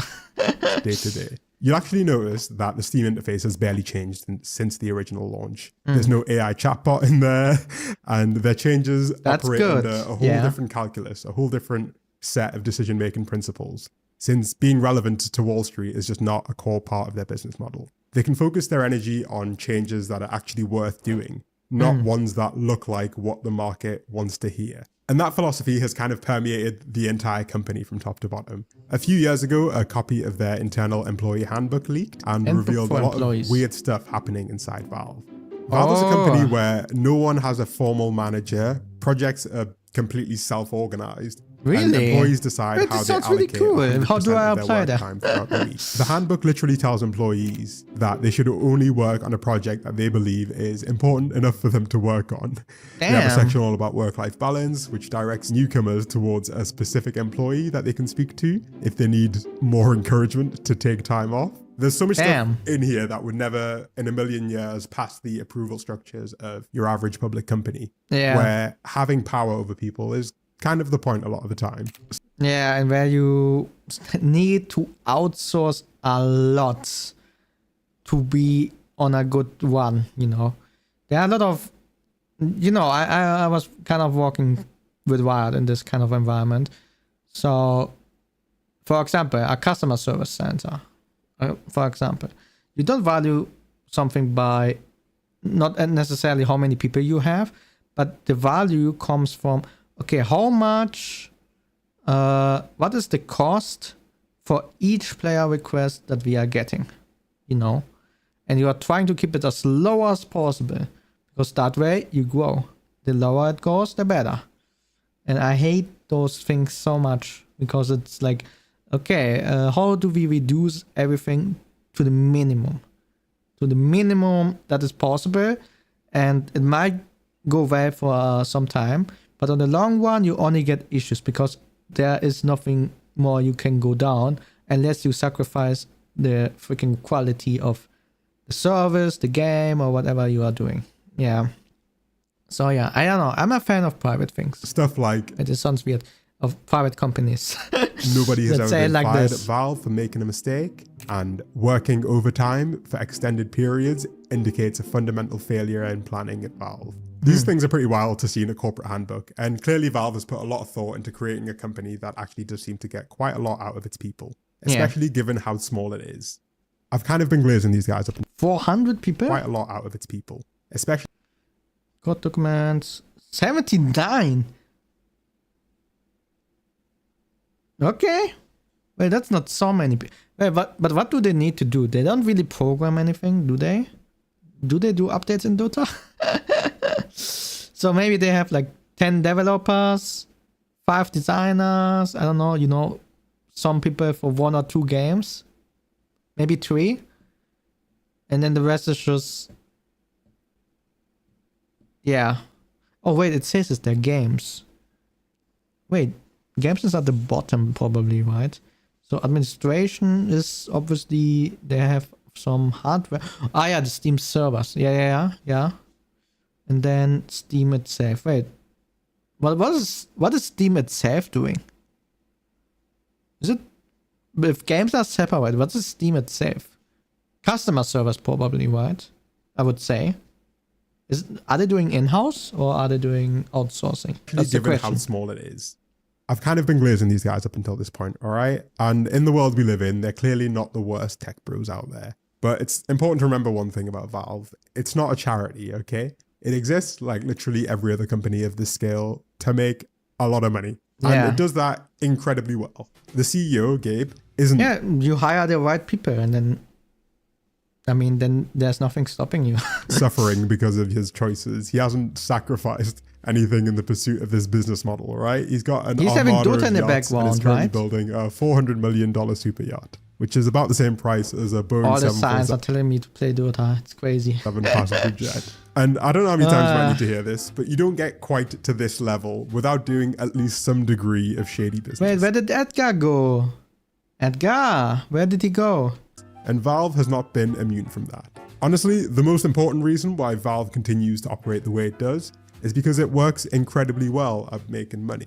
Their revenue per employee is higher than basically every other major tech company, and they just like print money with Steam, which is likely the reason why we've seen so few actual game releases from a company that was created to release it's a low priority. It makes a lot more sense to just sell other people's games Yeah. and benefit from the upside of a successful hit and take little to no risk if a huge project flops on their platform. Even once you're aware of the main factors behind Valve's success, their unique corporate structure, their good leadership, focus on consumer experience, He's playing and strong Dota. hiring, it can be a little difficult to understand why they haven't been dethroned yet, especially given that the competition collectively has access to trillions of dollars. Now, part of it is just that the PC market has grown year on year, It's so unbelievable. The freaking RAM things are going crazy as well. I was thinking about maybe selling my RAM storage. I still have some leftovers from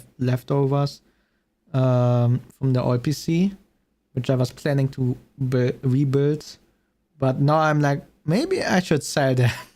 Like the price, like I will pay right now, I would get like probably 4 times the amount than I bought them for.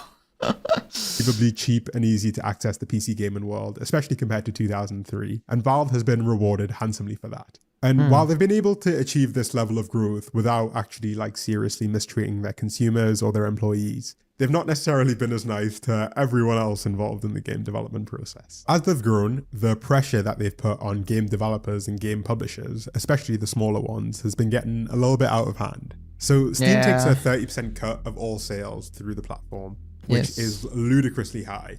Okay, now we are talking about this. I think I already talked about it like 30 minutes ago or something. For context, a website like eBay takes about 12 to 15%. Yeah. While and then other games, you also have taxes and all the other things that come on top of it. Still platforms take even less. Epic Games takes nothing on the first $1 million in sales. And even the famously generous Microsoft only takes 12% of sales on its store. And in a fairer world, game developers could take advantage of lower fees on other platforms to offer better prices to customers. If I was a game developer that needed to make $7 per copy sold in order to recoup my initial... I don't know. I mean, I should make games. Kind of. I say kind of because so far we haven't released anything. But I wouldn't, like, I would put the same price everywhere. So, because if I do it less, not to take more money, but if I do less, then it might feel, someone might feel forced to go to the other platform because they're cheaper, you know. So that's why I would probably just use the same price everywhere, so people don't feel forced to move to the other platform because it's $2 cheaper or something. Costs. Then I could charge $10 on Steam as a minimum, since they take 30%, and I could charge, say, $7 on Epic, since the first $1 million in sales has 0 fees. Customers would get cheaper games, the devs would get the same amount of money. It's one of the clearest win-wins ever. Except that Valve is well aware of this and forces developers to agree to what's known as a most favored nation clause in its agreements. An MFN, a most favored nation clause, basically means that a developer can't sell their game substantially cheaper elsewhere if it's also listed on Steam. It means that even if another platform cuts... But I wouldn't even do that. Like, it's... You know, I wouldn't even do that. Because I don't want other people to play my games on different platforms than they are used to. And there's a good reason behind it. Because how many times do you open your Epic launcher and how many times do you open your Steam launcher? If you get the game on Epic Games and you are not opening it every day, that you are less likely to play the game than if you are like a, you know, Steam user, obviously. And most people use Steam. They open the Steam browser probably more than the Epic Games launcher. So having the same price on both platforms would make the most sense for everyone. Like, you get more money if the people are on the other platform as well, but I wouldn't even make it about the money. Just give people the same price so they are not forced to be on one platform, and also it's helping you because you are on the more favorable platform. If they use Epic Games more, they're probably gonna get you on Epic. If they play on Steam more, they probably get you on Steam, you know? So, yeah, I don't know. Like, to me, it doesn't make sense to change the prices that crazy like that. Yeah. The fees that they take. The developers aren't allowed to pass on the savings from that deal to the end consumer. If a game is $10 on Steam, it has to be about $10 everywhere else. And very few games can survive without being on Steam, given that they have all of the customers. It's created a setup where Steam looks like the best deal, in part because it literally pressures developers and publishers to not offer a better deal elsewhere. And while most competitor platforms actually offer pretty generous deals to smaller developers, Steam does the opposite. Games that sell millions and millions of copies end up receiving a better split. What? This isn't because, I don't know, Activision needs the money, but it's because Valve understands as a company that the big developers are the ones who have the true bargaining power, the ones who can have significant impact if they try to leave. And by offering them these generous deals, they encourage them to stay on Steam from day one. Concept. This is a good concept. Can I spoiler? I don't know. Nah, I will not say anything. It's fine. Indie developers who sell 50, 100, or even 10,000 copies of a game don't have a fraction of the bargaining power. And so there's no need to offer them a better deal. I was thinking about saying something, clearly but pretty I stopped myself from saying it. But from a marketing and PR sense, it's actually genius. Steam always ends up having the best price possible on its platforms. The customers always get what looks like a reasonable deal. And Valve doesn't bear any responsibility if a game ends up being more expensive than the public expected. The blame falls squarely on the developers. Meanwhile, other platforms can't easily compete on price and have to compete on other things, which is why you see exclusive releases as a method of competition. But people hate having to download a whole separate app to play one game because it's annoying and it feels anti-competitive.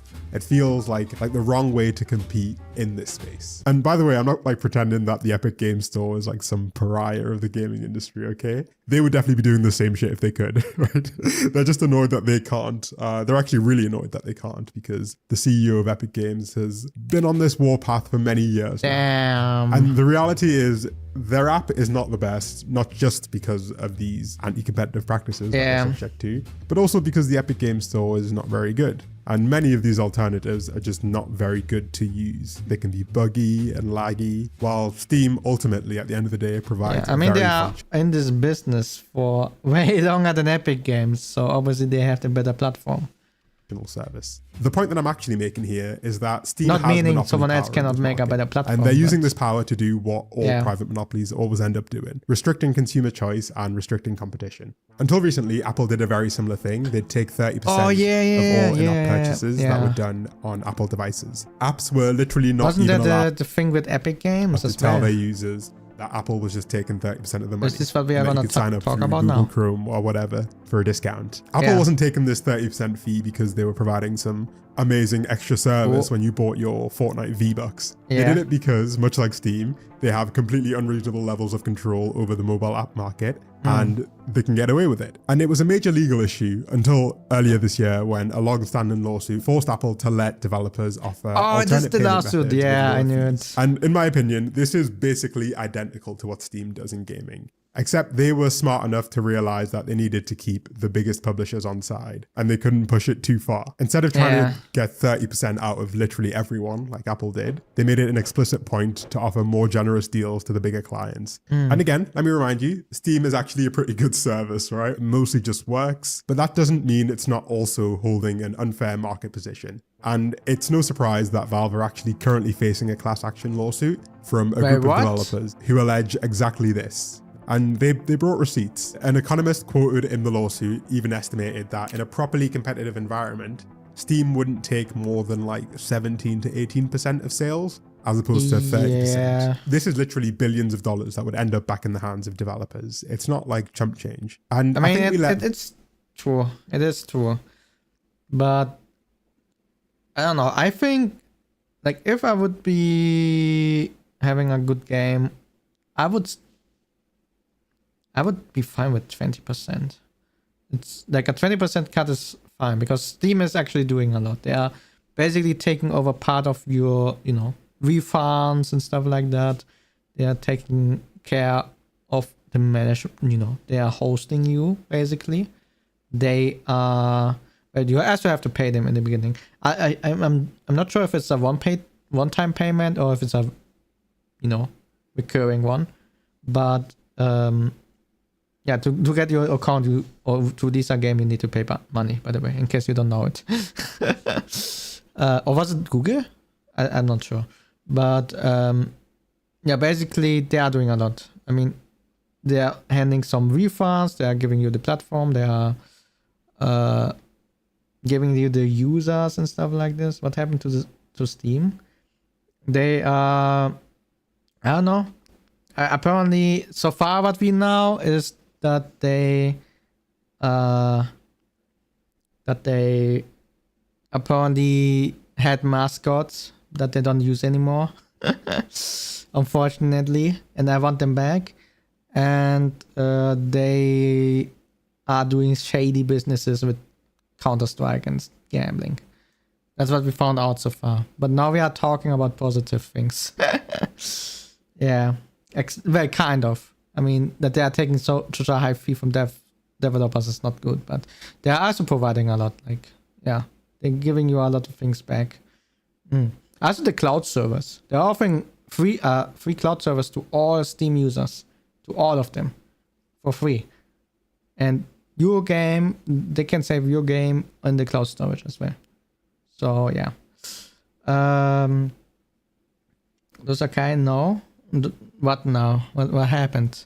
What do I know? What happened? What is happening? Valve and Steam offer a lot of this behavior because they're often seen as like a neutral middleman who only exists to make the process of gaming smoother. And they do that, but they do a lot more too. When I began looking into Valve as a company, I quickly found out that they have some pretty important issues that they're yet to solve. Despite the fact that they give employees tons of freedom to decide what they work on, their staff rarely stay as long. Wait, what? Did something happen? No. I don't know what is happening. Lifelong Valve employees. One analyst even said that I've not met anybody who had a career there. They last long enough to make money. Noticed something in the overlay. Let me fix that real quick. I noticed that I'm not fully in the middle in the mobile one. Shotomata model. Is it this one? Yes. Okay, let me move myself a little bit. Okay, now it should be fine. But now it looks like I'm not in the middle anymore. Okay, let me move like this. Maybe this is fine. No, you can still see it a little bit too much. Let's do it like this. Then it's kind of away. Okay, I hope it's okay now. It's only on the vertical one, not on the horizontal one. Okay, I fixed it, I think. But the developers that I've known there have left for greener pastures because the company doesn't publish games. But you'll notice that Valve hasn't actually completely given up on games. And the ones they've decided to keep tell us a lot about Valve's thinking. Once upon a time, they were really best known for single player experience. Okay, if we had a pet on the channel, would you call it Oreo or EO? A pet? You mean like a lizard? We already had a lizard. Wait, do I have him right now? I haven't used him in a while, only in emotes. But on YouTube we don't have emotes anymore. They removed them from our channel, unfortunately. Let me see. Streaming emotes. But those are the new ones, I think. Yeah, I only have the new ones. But yeah. Wait. Where is it? It tells me it's some... Oh, it's super small. Ta-da! And it's super pixelated. I'm sorry. We have this one. Wait, let me fix that. Tomato. Why is it yellow now? Wait, did I select the wrong one? I think I selected the wrong one. No. It's just so big now. It's only on the horizontal stream, unfortunately. I cannot do things at the same time. I have to figure out how I can do that at some point. Shut tomato. By the way, Alice, are you on the horizontal one or on the vertical one? I really want the feature that YouTube has both of them in the same thing. There we go. It's slowly coming together. You can see the hand already. Oh. Ta-da! There he is. A black and white pet like a bunny, cat, dog, starfish, or a Cyberman? A Cyberman? What is a Cyberman? I don't know. Why can't we have a cat dog? But I don't know how I would call it. I don't know what EO means. I feel like EO means something in some language. And Oreo is a cookie. So I don't know. But if I had to choose one, right now I would go with Oreo. Experiences.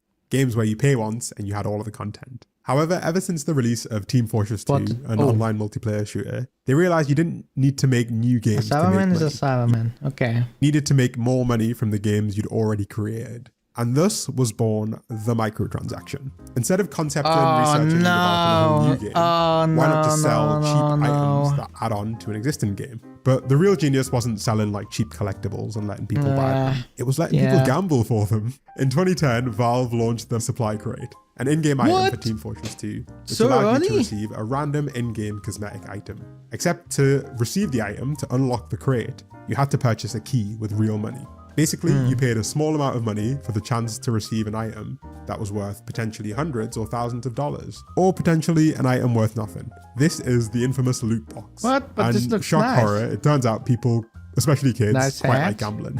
Valve developed item marketplaces and whole in-game economies around these items, wherein people would sell them for real money, use them to launder illicit money, or just do some old-school degen gambling. The loot box mechanic has been so successful that it's present in basically every actively maintained Valve title. He's really happy While they about weren't the this one. first to use this mechanism, they definitely popularized it by creating marketplaces that integrated smoothly the in-game value of items with actual dollar value and let people swap them easily for cash. And Valve makes a killing from this. One Counter-Strike tracker estimated that Valve had made $1 billion just in 2023 from selling loot boxes in the Counter-Strike games. There are so many testimonies of former players of these games where they detail getting addicted to gambling as kids, especially in a game like Counter-Strike. And Valve hired leading economists to analyze their in-game economies, and they have a really intimate understanding of this stuff. They just have zero incentive to change things. The vast majority of people who play these games won't spend a penny, except the percentage that are susceptible to gambling addiction will spend all of their money on it. In the world of mobile gaming, which relies on a very similar model, about 50% of the revenue comes from just 0.1%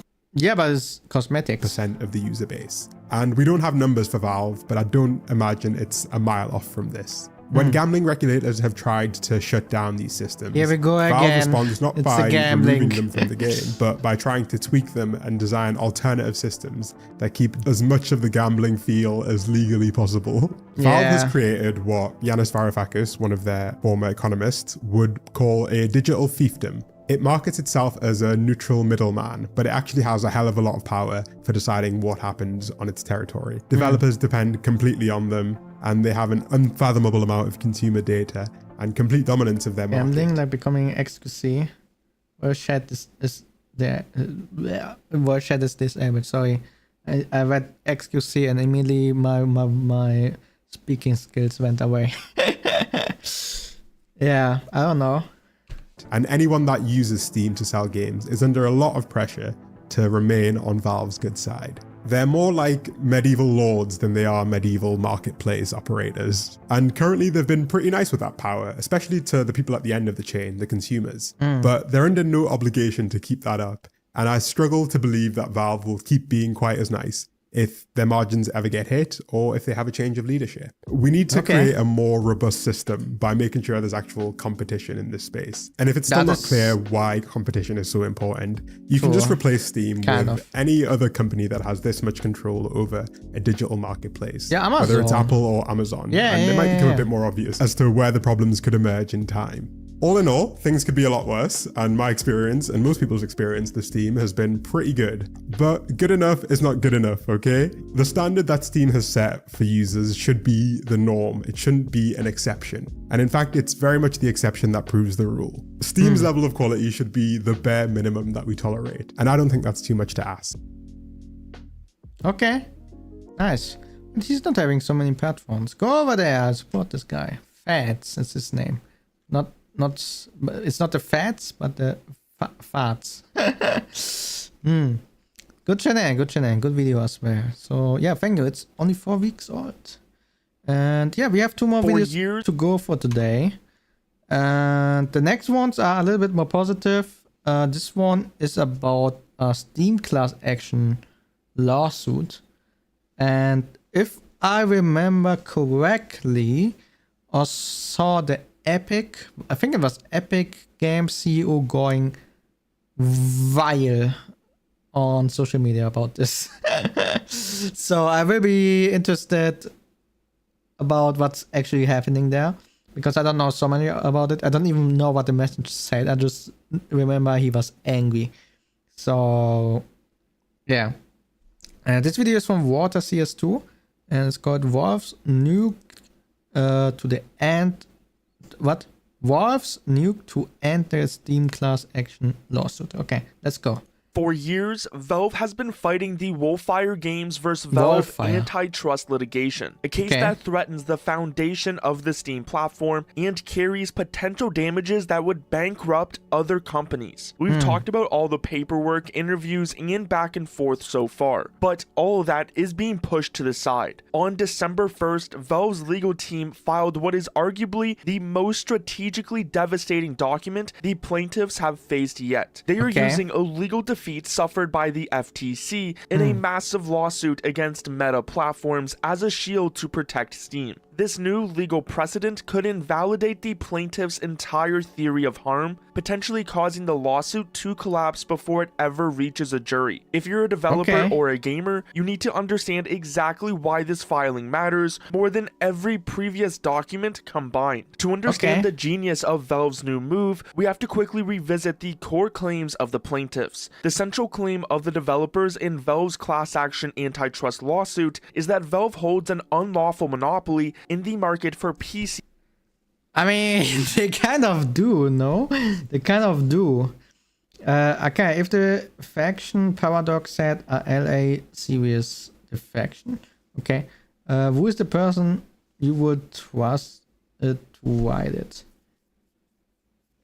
The faction Paradox? I don't even know what that is. Game distribution. The plaintiffs highlight 2 anti-competitive practices. First, the 30% commission. Steam takes a 30% cut of game sales, which scales down. Oh, it's about this. Okay. Yeah, I would be happy if it would be less, but again, they are offering a lot of services for the platform, and they have the largest user base. So it's kind of, you know, fine, I would say, because on the other end they could just charge everyone money every month or stuff like this as well. Sorry, Akai, wait, what? Why? What is happening? I mean, I can Google it. The faction Paradox. Faction. Is it from a series? Faction Paradox. Media series. It is a series. Faction Paradox is a series of novels, audio stories, short story anthologies, and comics set in around a war in heaven. A history spanning conflict between godlike great houses and their mysterious something. Okay, I have never in my life heard of this. Oh, it's Dr. Wu again. Okay, never mind. Sorry, I still haven't watched Dr. Wu. Down for high volume titles. The argument is that this rate is artificially high because there is no true competition, forcing Valve to lower it. Second is the price parity most favored nation clauses. Until recently, Valve used agreements that effectively prevented developers from selling their games cheaper on rival stores like the Epic Games Store or GOG, even if those competitors offered a lower commission. The plaintiffs argue that this locks competitors out and maintains Steam's price control. But the plaintiff's entire case depends on convincing a judge that the relevant market is narrowly defined as digital PC game distribution. According to their numbers, if that market is isolated, Steam holds an overwhelming market share. Damn, that's a lot. But I mean, yeah. I mean, I get the arguments. Totally. So I'm interested what they're gonna use to argue against it.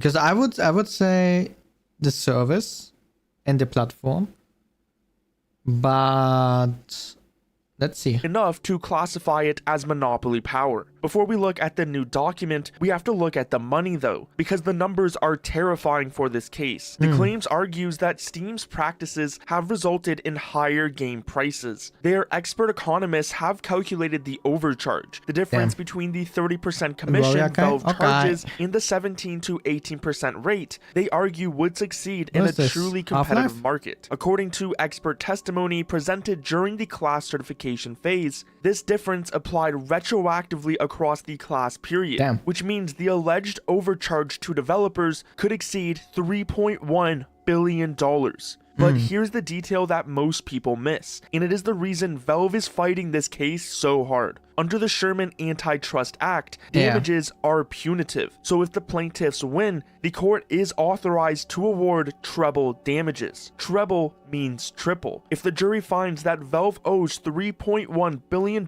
in actual damages, the law effectively mandates that the judge multiply that number by 3. We are talking about a potential liability of over $9 billion.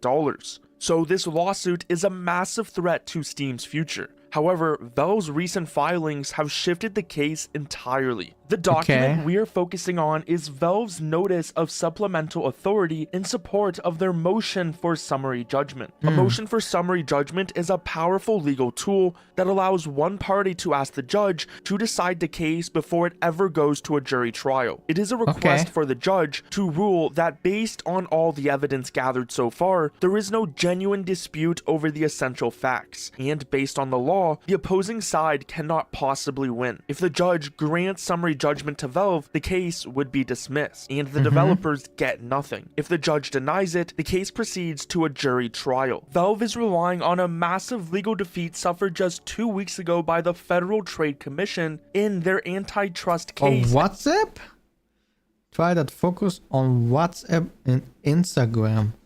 Damn, okay, so what's going on over there? For just 2 weeks ago by the Federal Trade Commission in their antitrust case against Meta platforms. In that case, the FTC tried to argue that Meta had an illegal monopoly in the personal social networking market, but a US district judge threw the case out because the FTC defined the market too narrowly. They tried to pretend that TikTok and YouTube didn't count as real competition. Valve's lawyers are now holding up that ruling and telling the judge in this antitrust case, look at this, the exact same legal logic applies to Steam. Valve is utilizing 2 specific silver bullets from the judge's ruling. The first is market definition. The judge ruled that you cannot define a market so narrowly that you exclude obvious competitors just to make a company look like a monopoly. Judge Boasberg rejected the FTC's attempts to manufacture a monopoly by defining an artificially narrow market. He relied on evidence of the increasing similarities or convergence between projects that the FTC attempted to exclude. With just TikTok included, Facebook's market share was nowhere near the guideposts provided by case law for monopoly power, which the Supreme Court has suggested requires a market share of at least 75%. Are they gonna bring up Fortnite? Because Fortnite is really big as well. Then you also have League as a game with a lot of users, you know. Is this the 30%? Fortnite and League? So Valve is applying this directly to PC gaming. The plaintiffs want the relative market to be PC games only. Valve is arguing that just as the court couldn't ignore TikTok when judging Facebook, the court cannot ignore PlayStation, Xbox, and Nintendo when judging Steam. If the market is just PC games, Steam is a giant. But if the market is digital video games including consoles, Steam is just one player among many. If the judge accepts the Meta precedent, Steam's market share mathematically drops below the threshold needed to prove a monopoly, and the case collapses. The second point they're pointing to is the profits. The plaintiffs also claim that Steam's high profits, billions of dollars in revenue every single year, are proof of a monopoly. They argue that in a competitive market, these profits would be lower. Valve points back to the judge's opinion where he explicitly rejects that logic. It is always treacherous to try to infer monopoly power from a high rate of return, because high profits can come from shrewd management, exceptional efficiency, booming demand, or risky investments that hit big. So Valve is using a federal judge's own words to argue that making billions of dollars isn't a crime. It's just a sign that they run a better business than anyone else.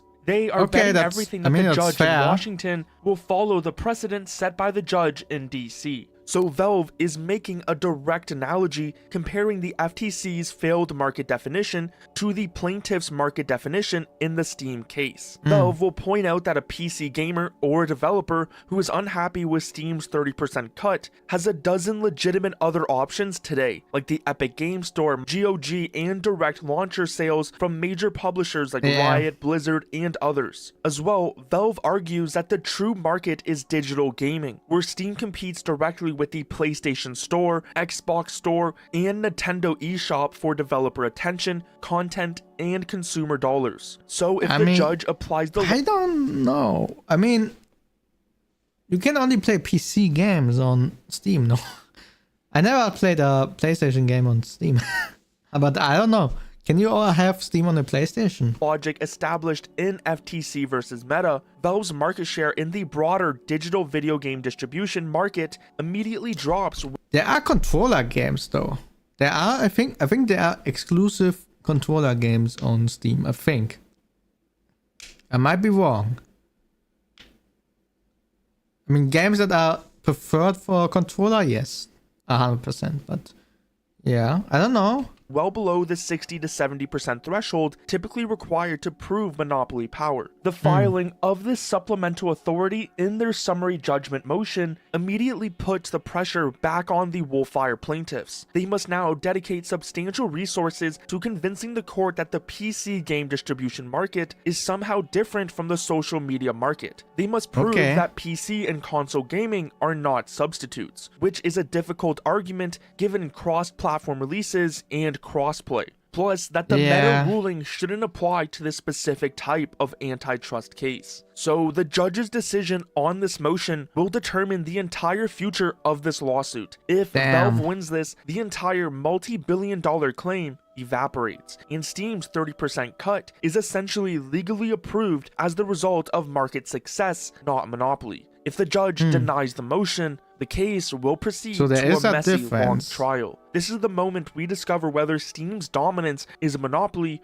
or simply the result of a superior, successful platform. If you want to stay up to date on what the judge rules, make sure you subscribe and like this video.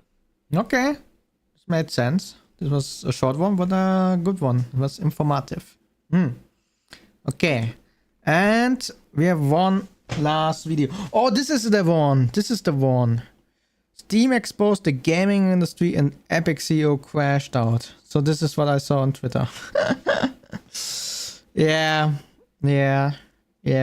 So this is another video we are watching today, and the last one, it's about 20 minutes. I try to keep it short because I have to travel tomorrow really early in the morning, so I need to even if I go to sleep right now, I would get like 5-6 hours. So yeah. Okay, so the next video is from Oh No It's Alex. It's the last video we're gonna watch today. I will try my best to not pause so much as per usual. I mean, we are here for 2 hours and I think we have videos that maybe go an hour, so we stretch it to double already. I will try my best to, you know, not pause too much on it. So yeah, let's go. It really does confuse me quite often to see so many people in the gaming industry not understand why so many customers and consumers really like Steam as their de facto place to buy and play the majority of their PC games. Yeah. When you see what Steam has done with their refund policy, basically giving you all of your money back, even if you've played longer than 2 hours sometimes, is one of the main things overall. And one of the bigger things that's come into question recently was Steam's choice to apply AI labels and verification, signaling to the actual customer. I don't know about this. Oh, sorry for that shot. I don't know about this though, because it's really vague. Like, what if someone used AI in the process to test things? Like, you know, Vizora, for example. We are using AI to test out graphics and see how it potentially can look in the game. And then afterwards we are requesting them, you know. Would this count as AI? Or if I don't know, if I use, if I get a character dialogue and I translate it with AI to a language I don't know, would this count as AI as well? Like, this is really vague. And then you can get games in the AI section that are technically not AI, you know. So this is the only thing that is worrying me. But I didn't read through this rule as well, so I don't know what exactly is impacted by it. But yeah, to apply AI labels and verification, signaling to the actual customer before they buy a game that, hey, if you're a developer and you use AI, you need to disclose it in your store page so customers know what's going on. And there's a huge conversation about AI in the gaming space as well. Granted, you're going to be seeing a lot of games use more AI in the future, but I've always felt like if you're going to be transparent about what's going on in your game and how it's being developed, people should know how you developed your game before they spend their hard-earned money. Yeah, I mean, Vizora, aka me, is communicating quite clearly, I think. We are using AI for testing. On it, especially if they feel that AI is not good for them, or they just don't want to consume products that were used with AI in the first place. The difference is, though, there is one major competitor to Steam that has basically Epic done Games. the opposite the entire time, and that is in fact Epic Games. Yeah, And we've I see seen with this crypto. before, because They do the clearly same with when Steam crypto. was They allow talking about crypto being games on the platform. anti-NFT, Epic Games Yeah. turned around and said, we're pro NFT, not realizing that being the complete opposite, the yin and yang to Steam, is not going to be the way to garner any sort of user base to your platform and storefront. Literally by going through and not only accepting NFTs in their own games, but also locking away exclusivity and paying for that exclusivity to drive people to What the happened to storefront in the NFTs first anyway? place. Are At they the still same around? time, trying Is to it give still away a as many thing? free games as possible there as well. But through all of that by what Tim Sweeney has done, throwing around millions in Fortnite money in every conceivable way, they still haven't been able to catch up to what Steam has been doing, or even the kind of marketplace Steam is right now. And to make things even worse, Tim Sweeney consistently keeps putting his foot in his mouth.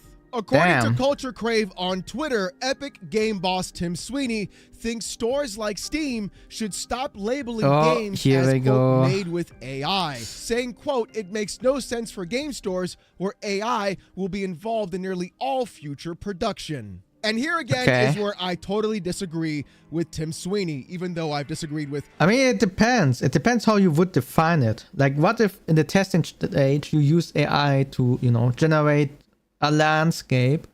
Because obviously, if you request it from an artist for a landscape, you're gonna have it in a month. And with AI, you can get kind of a landscape that will look similar in a few seconds, you know. So you can have it already there, continue with the design, because now you know, okay, this is kind of the direction we are going to, and request the art pieces already. It will make your production go faster because you kind of have a flow of how it's gonna look like, you know. Otherwise you will buy things or request things that you then need to change because out of the sudden the design changed. Things like this. It happens. It happens. And I think AI can be really helpful in those things, like prototyping things, translating things maybe as well, you know. Like, I don't think it would be fair to label those things as AI. Just because you use them at some point in the process, you know. While the whole game itself is made by humans, just not this small part, which is not really impacting the game. So, I don't know. I'm not a big fan of this. Like, for me, I don't know. Can you see this policy somewhere? I want to read through it. Because for me, if you have to disclose that from the first moment, then, dude, it's stupid. It is stupid. But if you are able to say like, okay, we used it in prototyping, but I don't know, the AI art is not there anymore. Everything is from humans. And then you don't need to label it as AI anymore. Then for me, it would be fine, you know. But yeah, I don't know. It's too vague at the moment. Basically everything he's also said before. Remember that whole PS5 SSD thing? Yeah, I remember. Every customer and consumer in the video game space should be absolutely aware of what is being used to make their game, especially when they're spending their hard-earned money to in fact buy that game. If people do not want to buy games that are using generative AI, they should be inclined to know that this game either A, does in fact have AI, or it doesn't. That's how things should be. Clarity and information for customers and consumers has never been a bad thing. Literally sweeping it all away by saying, oh, everyone's gonna do it, therefore... But it depends on the communication, right? It always depends on the communication. Like, if you communicated clearly what you did, then it's fine. But if you are trying to hide things, that's when it gets sus, you know? When you're trying to hide what is going on. Or it's okay is not the way things should be done. Customers and consumers should know exactly how their games are being made, where the AI is in fact being used, and they should make that decision based on their own criteria of whether or not they want to buy their game at all in the first place. That's really what I think Tim Sweeney and so many others do not understand what is in fact happening in the gaming space right now. Clarity and information should be completely required so the customer can make the best decision for themselves in the first place. If you've got a multi-billion-dollar corporation like Xbox and PlayStation making games with generative AI, firing all the employees afterwards, and then putting out nothing but slop in the first place, yeah, I'm gonna be pretty upset when they're asking for $70 fucking for that game. While at the same time, those exact... Yeah, but as mentioned, it depends on how much you are using it. If they are using it only for a small section in the game or for prototyping, for me, you shouldn't be able to, shouldn't have the need to label it as AI, you know, just because you used it at some point in the process, but AI is technically not in the game. It makes no sense. Same companies will... So yeah, I'm really interested in seeing this rule. Maybe he will, I said I will stop less. So I will try my best now.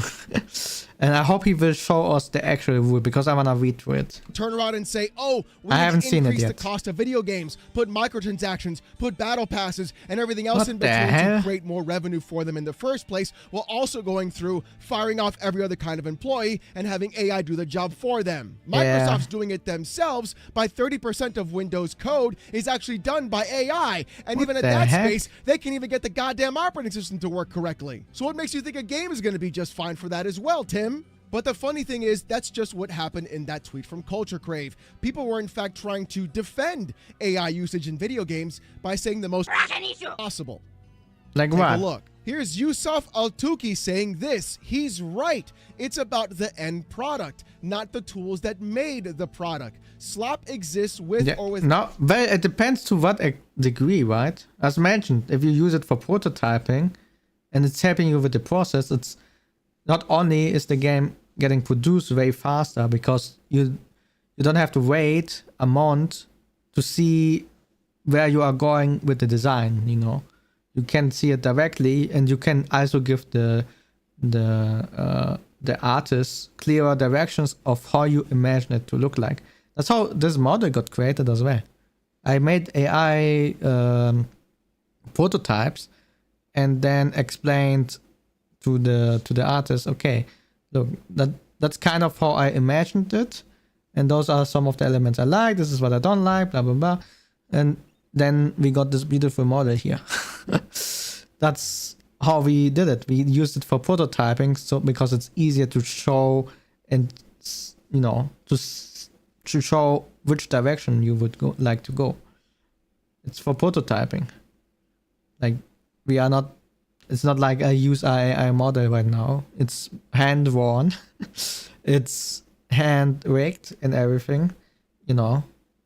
But the prototype, the first version of it that I showed to the artist on how I would like it to look like, roundabout, it was AI. And so I think if you use it for things like that, so you can get your vision straight and you don't have like a million changes in the end, it's better. It's taking less time for the artist because he will not have to change it 20 times. You can straightly already go ahead with other requests because you know how it will look like. You can make more other requests, get things faster done, you know. So I don't know. For me, it really depends on how you use it and to what degree. But generally saying everything in this direction is AI it's just stupid. I'm sorry. AI, and reviews exist to punish slop. But if the end product is good and uses AI, who cares? Like, imagine you had to list every tool you use to build your game. Yeah. Here's the funny thing about that, Yusuf. Game developers already do in fact list every single tool that is used when they build their game. Every time you boot up a game right now, especially, what's the first thing you see? Game was made with Havoc. Game was made with Speed Tree. Game was made with QMod. Yeah. You see every single kind of tool that was used inside of that game on those first splash screens when you boot that game up. What do you think those are? Just like fun pictures. Isn't it in the credits? It's not the first screen. Wanted to put up in the beginning to make you wait a little bit before you press start for the menu? No, those are the tools that were used when the game was in fact being developed. Credits. They have to have an understanding. You have to publish at the beginning, not the money and what I'm putting my money into. You talk about slop being made, and that word being overused by basically everybody in the gaming space really has been getting a bit out of control, honestly. Just because something is made that you don't like it, it doesn't mean that it's actually slop in the first place. It just means you don't like it. But you see, there's going to be one part that I do agree with Yusuf on. AI-generated use does not mean the game is going to be immediately bad. Aha! That's where the fun comes in, and the actual understanding of where AI is. I mean, it depends. I don't know. I haven't... Me, personally, I haven't seen a single game that was made by AI that is good. But, yeah, okay. Being used. Embark Studios is a great example. They made The Finals, and even on their Steam store page, you can clearly see the actual statement saying where AI was in fact being used on voiceovers. Embark Studios also made a little game called Arc Raiders that also uses AI content as well, and you can clearly see at the fact right there they are showing where AI was in. Procedural and AI-based tools to assist with content creation. Okay. Damn. Wait, so they use AI for art? In fact, used in development. Even though these games have had massive amounts of success, and even though they have used AI, you can clearly give the actual right to the customer and consumer to say, hey, we used AI, here's where we used it. You can choose whether or not this is fine. I mean, it's the same with us. I mean, I think I'm clearly communicating that our company is using AI as well. Money, it's always AI, Akai. What? Damn. Because of that. And that's perfectly fine to do. Just because it's going to be ubiquitous doesn't mean that you should completely ignore that idea in the first place. But there's going to be more to this as well, because we're going to see the exact tweet that Tim Sweeney said his response and go from there. Matt Workman on Twitter said this: Steam and all digital marketplaces need to drop the quote made with AI label. It doesn't matter anymore. With Tim Sweeney responding saying, agreed, the AI tag is relevant to art exhibits for authorship disclosure. Wait, what? For art? I don't agree with that one. If you are using AI art in your game, then like actively using it and like it's in the game, you can see it. It's not like you use it for prototyping. Then it should clearly be tagged. Like what the heck? What the hell? The guy has the letters R and I. Does that mean Akai's AI? Yeah, I'm AKAI. Wait, what? Akai. Yeah. AKAI. and to digital content licensing marketplaces, where buyers need to understand the right situation. It makes no sense for game stores, where AI will be involved in nearly all future production.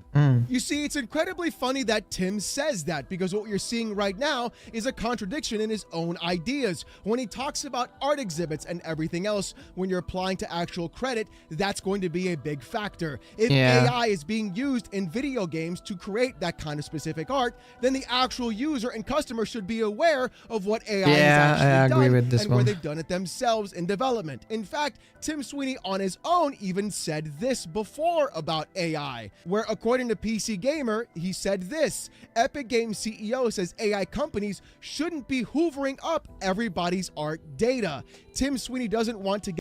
Wait, he just... If Steam is doing something, he's just saying the complete opposite of it. What's get in the way what's the point of AI this?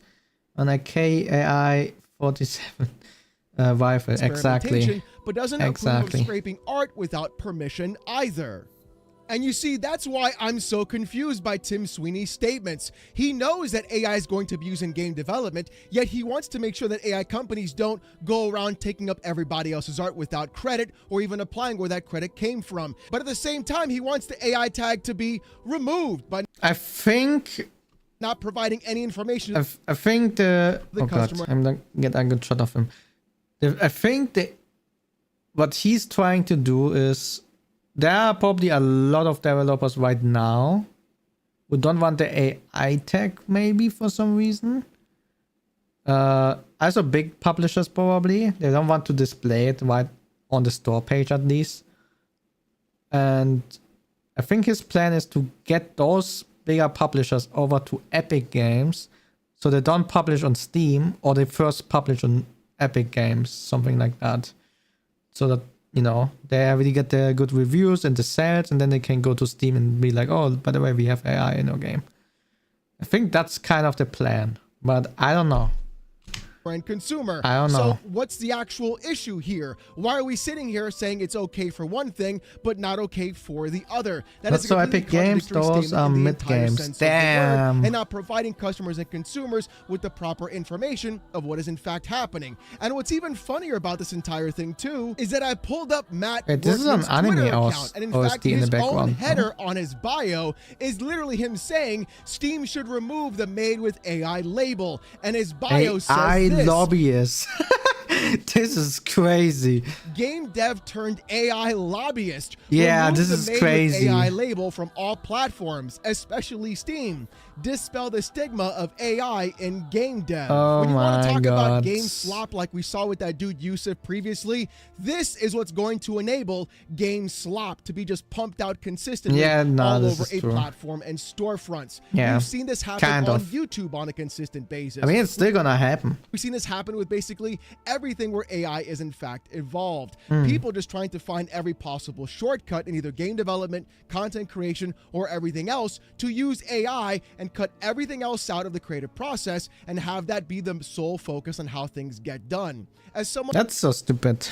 That's really stupid. like myself that uses AI as a tool in their live streams to enhance TTS, change my own voice, and use it as specific ways of having more engagement with the viewer, it's very different than trying to replace me as a streamer and content creator with AI completely. No, we're not going to pull a Quibble Cop here. But that's what I can clearly see. People that want that AI tag removed are the ones trying to benefit the most from trying to pump out AI garbage slop content and not give credit to those artists where the AI was scraping from before, like Tim Sweeney even said on his own. But I think the funnier part about this is the hole that Tim Sweeney put himself into, yet consistently trying to dig himself out. Bifumo on Twitter quote tweeted Tim Sweeney, ratioing him completely, saying this: "No, Tim, the customers deserve to know," with a picture of Gabe Newell. Tim Sweeney responds saying, "Why stop at AI use? We could have mandatory disclosures for what shampoo brand the developers uses. Customers deserve to know, LOL."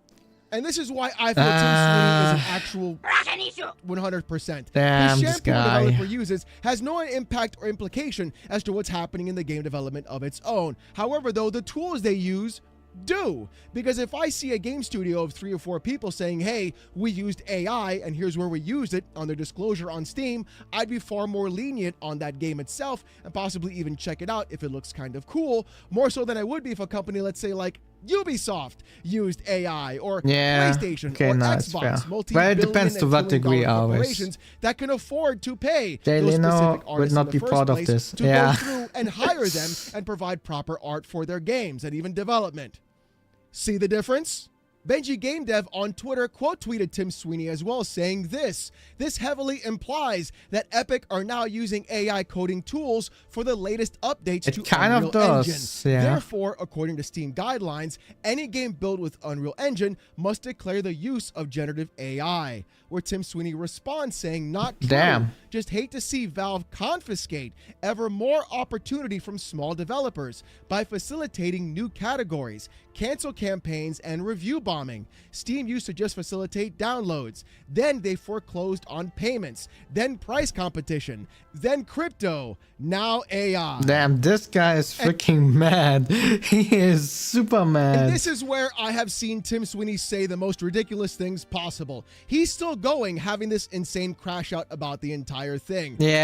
You mean a company putting the customer and consumer first is a bad thing? Oh my goodness, who could have ever possibly imagined that in the first place? I think this is the one I saw on Twitter as well. Go ahead and use crypto and have every piece of money laundering possible happen in our entire player base? Ah yes, that's a horrible thing. Foreclose on payments? What the fuck are you even talking about, my boy? Price competition? Oh, you mean the fact that you actually have to work on your own storefront to provide proper usage of customers and consumers to go to your storefront in the first place, rather than just saying, oh, we're just gonna drop everything down in price and force you guys here as well? That, what you're trying to do and try to talk about is market manipulation, Timbo. You're just mad that you're getting outplayed in your own gaming space. And the funniest thing about all of that is, you didn't in fact deny any use of generative AI inside of Unreal Engine 5. Which should kind of explain why UE5 games run like shit 90% of the fucking time. And even what is going on here? You're actually completely wrong. Because when you look at, again, Embark Studios with The Finals and even Arc Raiders, both those games did not have any sort of massive downvoting campaign. That's true. But did they put it on the page? Incredibly successful. Wait, does it mean in this? You have to put it in the description? Wait, where can I find those games? Wait. Was it Arc Raiders? I think this is popular right now as well. I think I saw some Holo people play it. Arc Raiders. Ah, there it is. Let's check it out. So, if I go on Arc Raiders. Where's the AI label?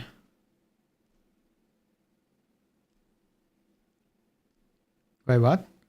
Ah, here. The developers describe how the games use AI content like this. Oh, so okay, that's how it works. So below the description, I thought you have, what I thought is like you have it in the category somewhere up here, you know, where people see it immediately, because that way people might be like, oh, this is AI, I will just skip this game. But if it's only there, I mean, it should be fine. Why is anyone having an issue with that? Just write a short text where you use AI, and then it's fine. Seriously, where's the issue? I don't know. And both games, like, I think it's fair. I mean, you just need to say where you used it, right? But then again, I don't know if AI still counts if it's not in the game anymore, you know? If you only used it for prototyping. But yeah, I don't know. Use generative AI in their development. They were just clearly disclosed for the customer consumer to make their own processes and ideas and purchases. It's kind of wild when you think about it, right? Give the customer the right information for your game and provide clarity, and then they can make the decision on whether or not they want to buy it. You, on the other hand, want to force the entire industry to do what you want to do. That is true. And that's the problem, Timbo. That's the real problem. AI is going to continue to be a hot button topic throughout it's always going to be a hot topic in the coming years. Even though we're going to see more games using AI in their development, I think it's always incredibly important to know what actually is going to be impacted by AI and what in fact was being used, especially if you have so many people on Steam and other places wanting to have that information for their own purchases of what they choose to buy. The thing is, though, this tweet specifically really encapsulates why everybody is concerned about AI in the first place. Stormfall on Twitter said this: "Nobody wants AI, but it will be forced down our throats anyways. They don't stop and question that it isn't wanted. The culture of games and art has been hijacked by gigacorps that don't care about..." What does she mean? I'm pretty confident that if people have the money, they will use real artists. Like, I don't see any point why you should not. Because, I mean, AI is it's generative, you know? You cannot create a completely new concept from AI, in my opinion. It's not possible. Like, you will always get things that to some degree were used somewhere else, because that's what AI is. It learns from things in the past and then tries to make something out of it. But you will not get something completely new, you know? And then also, it will look always different the next time you use it again. So, I don't know, man. I don't know. About art and don't care about what you... Unless I'm not up to date. I don't know. I'm close into my own AI bubble where I only use my own tools. Kind of. Except for ChatGPT, maybe. But, yeah. Want. The use of AI is nuanced. Did they use it to streamline optimization, or did they use it to replace real artists? They will use that undefined nuance as a shield to feed you AI-designed gameplay loops with AI-written stories designed to sell you AI skins for AI-created characters. Removing the disclosure will just cast a blindfold over the consumer's eyes, so billionaire but this Bill is something can up that his is stock not price. fine for me. Like, if everything is designed by AI, then that's some other issue then. Like, this is something crazy. Because are there people like that? Probably they there are. Until it's slop. Yeah, And but Stormfall is 100% correct. People and customers should know exactly where AI was in fact being used. That way they can make that correct decision. And she's also correct in the sense that companies will do everything they possibly can to provide the most minimal amount of work to then provide the most maximum amount of return. We saw the AI used in Call of Duty, which shouldn't have been used, that AI in the first place. Call of Duty? Artwork for banners, which really is kind of insane to see. For a $4 trillion corporation like Microsoft to be okay with that and then get called out but not provide information really is a massive problem. Really? We're going to be seeing more companies try and use and obfuscate its what the heck? Usage of AI simply because it'll save them money. And again, there is in fact nuance to all of this. Where it's being used, how it's being used should be clearly conveyed to the actual customer and consumer before the purchase is even being made. That way they know and are ahead of the curve in saying, I choose not to participate, or it doesn't matter to me. And that's perfectly fine if somebody does want to participate in that, because it's their money and they can choose to do so. However, though, they should be informed of why it's actually happening and what is inside that game in the first place. And I know AI is going to be coming for a lot of things in the future as well, especially not just in game development, but just in our entire life. The thing is, though, it's the insane usage of AI that is destroying a lot of the gaming industry. And no, I'm not being hyperbolic about that either. Recently, we saw NVIDIA basically tell all their board partners, hey, you're going to have to source your own VRAM because we're not going to give you any way. Wasn't there someone else who's doing the same now? Was it Milcom? No, who was it? I forgot the name. But it was a crazy... Wait, no, it wasn't... Oh, was it RAM? I think it was RAM. Wafers that have it on there in the first place. So, ta-da! Congrats! Now you got to deal with that problem yourselves. They're going to be giving their own RAM to actual OpenAI and other AI companies as well, because they're paying top dollar for it. While we're seeing DRAM prices increase into the 200 to 300 percentile, while going around and seeing massive increases for the customer and consumer, because we just simply can't afford that kind of price, seeing as how OpenAI and others are paying top dollar for RAM in general. And it's going to be happening to GPUs as well, which will then impact consoles, which will then impact everything else in the gaming industry and every other piece of electronic in the space in general for gaming overall. I can't wait to hear everybody say, step your game up, brokey. That 16 gigabytes of DDR5 RAM only costs you $250 when it should have been about $70. It really is so interesting and wild to see how people like Tim Sweeney are completely out of touch as to what people and consumers actually want and to understand from with their products in the gaming space. Going around and doing the exact opposite of what Valve and Steam does, trying to be the differentiator in the space, is doing nothing for them but providing them bad PR and not giving them the right sense of why people should in fact spend money on that storefront in general. And I guarantee you that at some point, that house of cards of Fortnite will in fact fall, and Unreal Engine will have nothing else to stand its legs on. They won't fix their engine, so we have stutters all over the place. They're going We still have Unity, by the way, just saying. around supporting NFTs, crypto, and everything else possible that has been known to be a complete and actual scam by doing the opposite of what Valve is doing. And they've still continued to this day to not even fix their storefront, provide a better user experience, or even UI in general, and are still trying to lock away exclusivity for their content, which really doesn't do them taking any a favors, dump on as them. we've It's seen crazy. right now, that people just simply do not buy games on the Epic storefront. They wait for it to come onto Steam. So maybe Tim Sweeney, instead of trying to argue for AI and removing the actual notification of what customers should know, maybe you should take a page out of Valve's playbook instead. And I really Maybe. wish other companies would too as well, because right now it looks like that Valve is the only one defending you as a customer and consumer. Yeah. That's not a good thing. But you know what, ladies and gentlemen, But I want think to hear what you have to it's say about this in fine the comments section for now. down below. Do you To disagree? be fair, GOG is also really good, in my opinion, but there are not many people using it. But I think they are also a good platform. GOG, whatever. Wait, I can show you the name. GOG. These people. They are really nice as well. They also have some nice discounts sometimes. Tim Sweeney, do you agree? I want to hear what you guys have to say. If you want to see more of this kind of content, though, more PC port reviews, gaming news, Steam Deck videos, fanboy content, Damn. and my hot takes in the gaming industry, subscribe to the channel. We're on our way to 98K. And if you want Discord access or emotes during live streams, become a YouTube member. It's as low as $1. If you don't want to spend the buck, don't sweat it. Just come on down Saturday nights at 8:45 p.m. Eastern, live right here on this channel, as I wear a banana suit and get insulted by 800 people with AITTS. Trust me, Damn.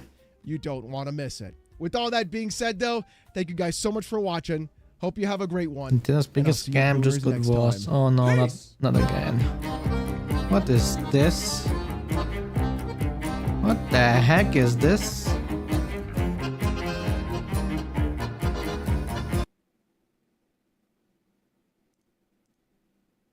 Okay. I don't know what just happened, but it's okay. So yeah, this was the last video for today from Oh No, It's Alex. And yeah, as mentioned, I'm not trying not to talk so much now, since I kind of have to go, so because I have to travel tomorrow. I'm going to the Christmas market. Yeah, this means I will probably be a lot on Twitter while I'm on the train and respond to random things there. Yeah, that's probably what I will do. I will probably work up a little bit on projects on my laptop, and then afterwards I will, on the way back or something, when I'm flying back, I will be scrolling a little bit on Twitter, something like that. But yeah, day is long, so it will just be a few hours, maybe too many hours. There might be a spike actually.